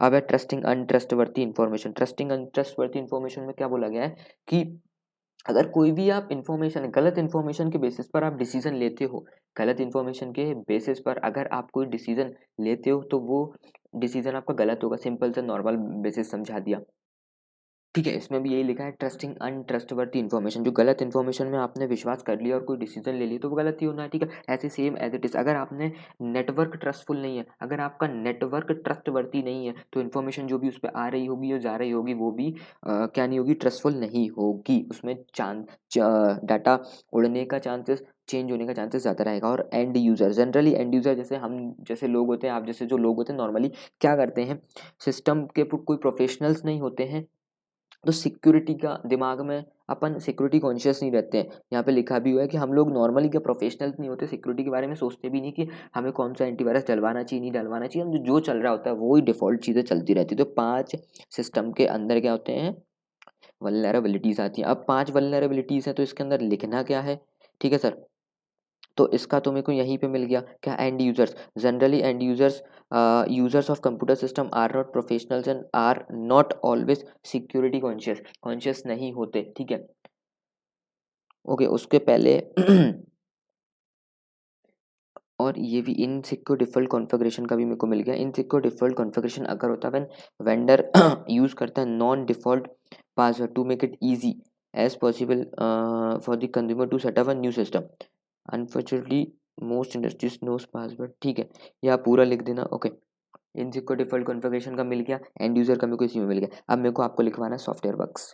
सॉफ्टवेयर बग्स में थोड़ी सी आसान लैंग्वेज में मेरे को लिखवाना है, तो मैं डिक्टेट कर रहा हूँ, आप लिख लो। प्रॉब्लम आए तो मेरे को व्हाट्सएप मार देना, ठीक है। अब सॉफ्टवेयर बग्स में क्या लिखना है, पहली चीज़ लिखना है software bugs are common vulnerability. Software bugs are common vulnerability, ठीक है, which can be exploited easily. Software bugs common vulnerability है जिसको ईजिली हम एक्सप्लॉइट कर सकते हैं। दूसरी लाइन लिखना है software bugs can be used. Software bugs का हम यूज करते हैं क्यों, टू शट डाउन और क्रैश दी कंप्यूटर वेरी ऑफन। जो सॉफ्टवेयर में बग्स हैं उससे क्या हो जाएगा, हमारा सिस्टम क्रैश कर जाता है, शट डाउन हो जाता है। सपोज करो कोई सॉफ्टवेयर आप चला रहे हो, वो क्रैश कर गया, वो हैंग हो गया, सॉरी वो हैंग हो गया, वो चल नहीं रहा, तो या तो आपका सिस्टम क्रैश होगा या फिर वो सिस्टम को बंद कर दिया जाएगा। मतलब सिस्टम हैंग हो जाएगा, सिस्टम अटक जाएगा, या फिर वो सिस्टम को ऑटोमेटिकली वो बंद कर देगा, या फिर आपको बंद करना पड़ेगा। ये सॉफ्टवेयर बग्स की प्रॉब्लम है, ठीक है। 2 लाइन लिखनी है। पहली line software bugs are common vulnerability, ये कॉमन वल्नरेबिलिटी है, बहुत सारे सॉफ्टवेयर में होती है, कहीं ना कहीं से आ जाती है, ठीक है, which can be exploited easily. दूसरी लाइन लिखना है software bugs can shut down और crash your computer very oftenly. ये सॉफ्टवेयर बग्स की अपने को 2 लाइन लिखनी हो गया। टाइमिंग विंडो के अंदर क्या लिखना है, if access is not restricted the comma लगाओ, if access is not restricted comma users can exploit this vulnerability to overwrite important data, ठीक है। एक कॉमा लगाओ, फिर accessing confidential information and any other activities, ठीक है। मैं फिर से 2 बार और रिपीट करूंगा इन्हीं लाइन को, ठीक है। if access is not restricted, if access is not restricted comma users can exploit this vulnerability, users can exploit this vulnerability to overwrite important data, to overwrite important data comma लगाओ। उसके बाद लिखना है accessing confidential information, accessing confidential information and any other activities। बस ये हो गया हमारा टाइमिंग विंडो। सिंपल सा बात है, टाइमिंग विंडो भैया, टाइमिंग पर रिस्ट्रिक्शन नहीं लगाओगे, कभी भी आके डाटा उड़ा ले जा सकता है, ठीक है। उसके बाद ट्रस्टिंग एंड ट्रस्टवर्थ इन्फॉर्मेशन में क्या लिखना है अपने को, इनसिक्योर डिफ़ॉल्ट कॉन्फ़िगरेशन में पूरा लिखना है, बहुत सिंपल सी लाइन है, मैंने लिखा दी है, ठीक है। अपने को वैसे लिखना है किस चीज़ का, ट्रस्टिंग एंड ट्रस्टवर्थ इन्फॉर्मेशन का। क्या लिखना है इस पर, information is used for decision making process, information is used for decision making process, relying on untrustworthy information can impact on decision making. 2 line लिखनी है। पहली लाइन क्या है, information is used for decision making, information is used for decision making process, relying on untrustworthy information can impact on decision making, ये पहली line थी। दूसरी line क्या है, if network is not trustworthy it में impact on the system. पहली line बता रहा हूँ, थोड़ी सी लंबी है, क्या है, information is used for decision making process, relying on untrustworthy information can impact decision making, ये पहली लाइन खत्म हुई। अब दूसरी लाइन क्या लिखना है, if network is not trustworthy it may impact the system. Simple सा बता रहा है, ट्रस्टवर्दी इन्फॉर्मेशन नहीं है तो गलत डिसीजन ले लिया जाएगा, और हमारा नेटवर्क अगर ट्रस्टफुल नहीं है तो हम हमारे सिस्टम पे इफेक्ट पड़ेगा। ओके, हमारा एंड यूजर में अपने को येलो कलर की लाइन है, ये भी लिखना है, एंड यूजर का भी हो गया। ठीक है, अब बात करते हैं level of security. Level of security में हमेशा पूछा जाता है, लेवल ऑफ सिक्योरिटी के क्वेश्चंस बहुत बार आ गया ये क्वेश्चन। ठीक है, इसको हम और नाम से भी बुला सकते हैं, सिक्योरिटी प्रोग्राम। हाँ, 8 steps of network security, 8 step of network security के नाम से भी क्वेश्चन आ सकता है, लेवल ऑफ सिक्योरिटी के नाम से भी क्वेश्चन आ सकता है। अब जो नेटवर्क है, जो हम नेटवर्क क्रिएट करेंगे उस पर कैसे सिक्योरिटीज लगाएंगे, मैं आपको सारी चीजें समझाऊंगा। हाँ, एक नाम से भी आ सकता है क्वेश्चन, इस नाम से भी ये क्वेश्चन आ सकता है। किस नाम से आएगा कि steps to conduct security program, बताओ स्टेप्स, बताओ steps to conduct security programme.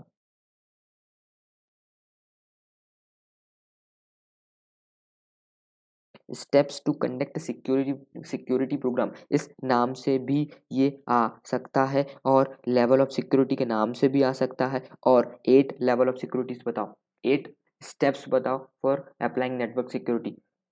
ठीक है, लेवल ऑफ सिक्योरिटी के नाम से आ सकता है, 8 steps for applying network security के नाम से आ सकता है, steps to conduct security program उसके नाम से भी आ सकता है। ठीक है, 3 नाम से क्वेश्चन आ सकता है। देखो आंसर्स तो याद कर लेते हैं, क्वेश्चन भी एक बार अच्छे से रीड कर लिया करो, क्योंकि पता नहीं पड़ता क्वेश्चन पेपर में कौन सा क्वेश्चन आया। पेपर से जब अपन बाहर आते हैं जब समझ आता है कि वो क्वेश्चन में वो आंसर लिखना था। ठीक है, ये होता है बहुत सी बार। अब है क्या लेवल ऑफ सिक्योरिटी, समझो। मेरे को लगाना सिक्योरिटी, ये कंप्यूटर, ये कंप्यूटर, ये कंप्यूटर, ये कंप्यूटर, इन चारों को कनेक्ट करना है। ठीक है, ये सर्वर से कनेक्टेड है। ठीक है, ये सर्वर है, इंटरनेट से कनेक्टेड है सब। ठीक है, सर्वर से कनेक्टेड है। अब क्या हुआ, जब मैं ये सिक्योरिटी प्रोवाइड करना है तो अपने को चीज़ें देखनी पड़ेंगी कि भाई सपोज करो 1 लाख रुपए की सिक्योरिटी लगा रहा हूँ, पता पड़ा मेरी कंपनी ही 50,000 रुपए की है। अब मेरे सिर्फ 4 कंप्यूटर हैं, 4 कंप्यूटर में सिक्योरिटी देना है, मैं चला 1 लाख रुपए की सिक्योरिटी लगा दी, एंटीवायरस वगैरह वगैरह लगा के 1 लाख रुपए खर्च करा दिए, तो ऐसा चलेगा क्या? बिल्कुल नहीं चलेगा।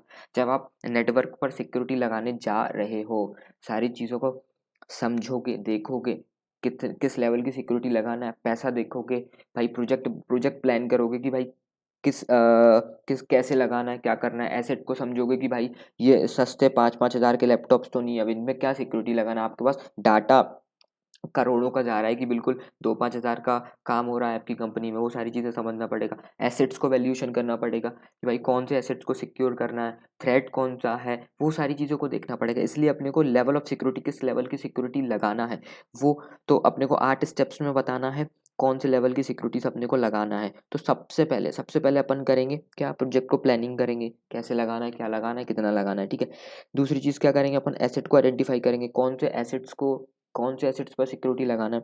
एसेट्स का वैल्यूएशन करेंगे, भाई कितने रुपए के एसेट्स हैं, टेंजेबल है, इंटेंजेबल है। ठीक है, अब थ्रेट्स आइडेंटिफिकेशन करेंगे, भैया कौन से थ्रेट्स आ सकते हैं, इंटरनल थ्रेट है, एक्सटर्नल थ्रेट है, ठीक है, स्ट्रक्चर्ड है, अनस्ट्रक्चर्ड थ्रेट आ सकते हैं। ठीक है, उसके बाद है प्रोबेबिलिटी ऑफ थ्रेट, इतना लिख देना बस, प्रोबेबिलिटी ऑफ थ्रेट, इसको ऐसे लिख देना, क्या, प्रोबेबिलिटी ऑफ थ्रेट, यहाँ लिखता हूँ प्रोबेबिलिटी ऑफ थ्रेट।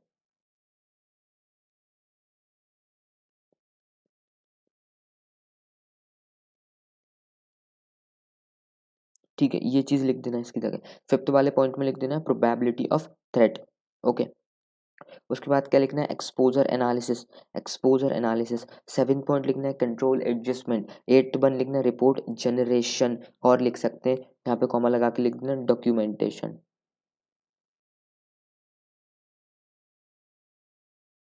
ठीक है, बस ये लाइन मत लिखना। ठीक है, ओके, तो रिपोर्ट जनरेशन और कॉमा लगा के लिखना है अपने को, ये कॉमा लगा, ये हमारा डॉक्यूमेंटेशन। ठीक है, इतना लिख देना। 8 स्टेप्स में अपने को सिक्योरिटी, 8 लेवल ऑफ सिक्योरिटीज अपने को लगाना है। सिक्योरिटी लगाने से पहले चीज़ों को चेक करना है। ठीक है, अब इसके अंदर का बढ़ेंगे अपन। अब प्रोजेक्ट को प्लान करना है, तो वही चीज़ मैं फिर से बोलूँगा, हाईलाइट करना है। अगर आपको अपने आपके टीचर से पढ़े तो वो आप लगा सकते हो, वो लैंग्वेज आप लिख सकते हो, या फिर मैं बता रहा हूँ वो चीज़ लिख दो। प्रोजेक्ट प्लानिंग में मैं डिक्टेट करता जाऊँगा, ठीक है, आप लिखते जाना। सिंपल सा है, तो इससे अपना टाइम भी बचेगा। आप पॉज करते करते, बैक करते करते भी, पॉज करते करते चीज़ों को देख सकते हो। ओके, तो पहली चीज़ है प्रोजेक्ट को प्लान करेंगे। सबसे पहले हम क्या करेंगे, सिक्योरिटी लगाना है, प्रोजेक्ट को समझेंगे कितना बड़ा प्रोजेक्ट है, ठीक है। तो इसके अंदर क्या लिखना पड़ेगा, टू इम्प्लीमेंट सिक्योरिटी, पहले एक बार बता दे रहा हूँ, उसके बाद लिखना क्या लिखना है, टू इम्प्लीमेंट सिक्योरिटी। सिक्योरिटी लगाने के लिए organisation must have structured project plan, लिखा हुआ प्लान, स्ट्रक्चर्ड, बहुत प्रॉपर तरीके से एक प्लान होना चाहिए हमको, कैसे सिक्योरिटी लगाना है, क्या लगाना है, ठीक है। बेसिकली बोला जाए तो उनके पास एक अच्छा सा प्रोजेक्ट होना चाहिए। उसके बाद PERT technique, PERT, PERT technique, PERT, ठीक है। ऐसा कॉमा लगाना, सॉरी ब्रैकेट में बंद करना है, इसके बाहर लिखना पर्ट, पर्ट के बाहर लिखना है program evaluation review technique, P for program, E for evaluation, R for review, T for technique. इस टेक्निक को भी यूज करना है टू मैनेज दी प्रोजेक्ट, ठीक है। क्या लिखना है, to implement security organisation must have structured project plan, ठीक है, एक पॉइंट। दूसरे पॉइंट में लिखना है PERT, PERT program evaluation review technique. इसका क्या फुल फॉर्म होगा, program evaluation review technique can be used to manage the project. बात खत्म, प्रोजेक्ट प्लान का हमारा एक पॉइंट कंप्लीट हो चुका है। आपको नंबर मिलेगा, चिंता बिल्कुल मत करो, सारे नंबर आपके हाथ में है, ठीक है। अब करना है एसेट आइडेंटिफिकेशन। अब एसेट आइडेंटिफिकेशन का मतलब अपने को एसेट का पता करना, भैया ये कौन सा एसेट है। तो कैसे पता करेंगे, एसेट नीड टू बी, रुको एक मिनट, अपन ऐसा लिख दो, assets used in the organisation must be identified होना चाहिए एंड कैटेगराइज्ड होना चाहिए इन टेंजिबल और इनटेंजिबल एसेट, ठीक है। इसकी जगह नहीं लिखना है, कोई दिक्कत नहीं, इसको काटो।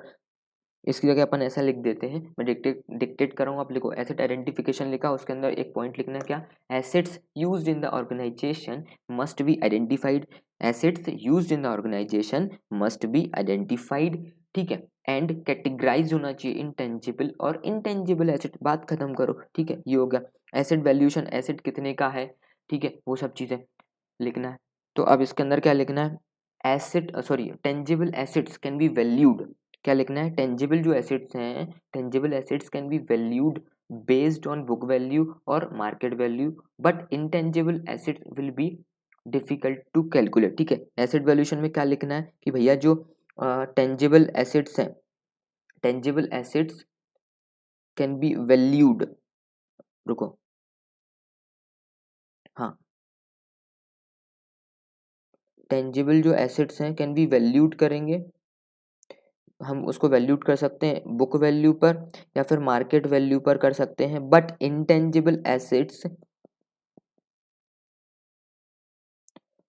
बट इंटेंजिबल एसेट्स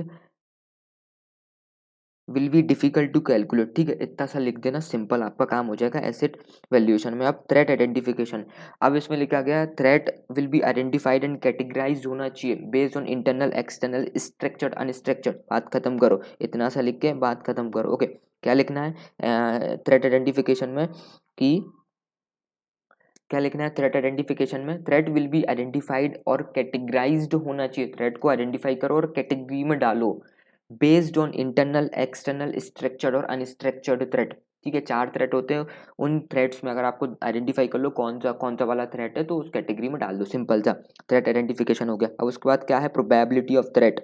मैं सिंपल कर रहा हूँ चीज़ों को आपके लिए कि आप याद कर सको, रीड कर सको, क्योंकि ये जो लैंग्वेज आप याद करोगे ना बहुत दिक्कत आता है कि आपसे नहीं हो पाएगा, हो गया तो कोई दिक्कत नहीं है, नहीं हो पाएगा, इसलिए मैं थोड़ी सी इजी लैंग्वेज में आपको लिखा रहा हूँ, ठीक है। अगर आपके पास टीचर के नोट्स हो आप उनके नोट्स से भी आप रेफर कर सकते हो, कोई इशू नहीं है, कोई इशू नहीं है। Okay, probability of threat. अब प्रोबेबिलिटी ऑफ थ्रेट में बोला गया है कि भैया calculate the probability of threat based on past experience, ठीक है, इतना लिख दो। क्या लिखना है, probability of threat calculate, sorry क्या लिखना है अपने को, calculate the probability of threat based on past experience, calculate the probability of threat based on past experience, इसका लिख के खत्म करो, ठीक है। अब आते हैं अपन एक्सपोजर एनालिसिस। एक्सपोजर एनालिसिस में क्या लिखा गया है कि रिस्क, रिस्क RIS के risk must be calculated, risk को कैलकुलेट करो and decision related to control can be taken. Exposure analysis मतलब कि भैया कितनी रिस्क होगी, हम जो नेटवर्क सिक्योरिटी लगाएंगे रिस्क कितनी होगी उस लेवल पे हम सिक्योरिटी लगाएं, ठीक है। तो सिंपल एक्सपोजर एनालिसिस में ये अपने को आइडेंटिफाई करना पड़ता है, तो सिंपल सा लिख दो, risk can be calculated and decision related to control can be taken, बस बात खत्म। ठीक है। एक्सपोजर एनालिसिस हो गया, उसके बाद आता है कंट्रोल एडजस्टमेंट। कंट्रोल एडजस्टमेंट में क्या लिखना है, calculate the cost of control. हम जो सिक्योरिटी लगा रहे हैं, हम जो कंट्रोल लगा रहे हैं उसकी कैलकुलेट करो कॉस्ट को, calculate the cost of control and if it is cost benefited then it should be implemented. समझो, कंट्रोल एडजस्टमेंट का मतलब कि जो हम नेटवर्क पर कंट्रोल लगा रहे हैं या फिर सिक्योरिटी लगा रहे हैं, बात एक ये, तो उसकी जो कॉस्ट आ रही है उसको कैलकुलेट करो। अगर उसमें कॉस्ट बेनिफिटेड है, हमको फायदा मिल रहा है, कि सपोज करो हमने 1 लाख रुपए की सिक्योरिटी लगाई और 10 करोड़ का डाटा सेव करते हैं हम, तो कोई दिक्कत नहीं, अच्छी बात है। ठीक है, अगर वह कॉस्ट बेनिफिटेड है तो हमको इंप्लीमेंट करना चाहिए। तो इंग्लिश में अपने को क्या लिखना है, calculate the cost of control, calculate the cost of control and if it is cost benefited, if it is cost benefited it can be implemented, it can be implemented। बस बात खत्म। अब है last one, report generation and documentation. Documentation and report generation क्या बोला गया है इसमें कि देखो, रिपोर्ट को जनरेट करो और उसको लिखो। सपोज क्या है, अगर आपने एक बार कंट्रोल इंप्लीमेंट कर लिया, all the activities should be documented for maintenance purpose. ये लिखना है, क्या लिखना है, वंस कंट्रोल इज इंप्लीमेंटेड। आपने जो ऊपर की जो स्टेप्स जो अपने फॉलो करनी है, आपने कंट्रोल लगा लिया, मतलब आपने सिक्योरिटी लगा ली। सिक्योरिटी अगर एक बार अपने लगा ली तो जो एक्टिविटीज ऊपर की जो भी एक्टिविटीज जो एक्टिविटीज की हैं आपने नेटवर्क को लगाने में, उसको आप लिख के रखो, डॉक्यूमेंट करो कि हमने हमने ऐसा ऐसा काम किया, ऐसे ऐसे सिक्योरिटी लगाई। क्यों, क्योंकि वो मेंटेनेंस के लिए काम आएगी। ठीक है, समझ रहे हो, जिस लेवल की आपने सिक्योरिटी लगाई, जैसे लगाई है उस हिसाब से अगर आपको आगे जाके मेंटेन करना पड़ा तो आप पीछे जिस हिसाब से लगाई थी उस हिसाब से आप देख सकते हो। ओके, इसलिए बोला गया report generation and documentation. English में क्या लिखना है, once control is implemented, once control is implemented comma all the activities should be documented. सारी की सारी एक्टिविटीज को डॉक्यूमेंट करो, documented for maintenance purpose, maintain करने के लिए, मेंटेनेंस पर्पस के लिए, फ्यूचर के लिए हम उसको डॉक्यूमेंट करते हैं। ठीक है सर, आपके होगा ये। आ जाओ नेक्स्ट क्वेश्चन पे हम लोग आते हैं।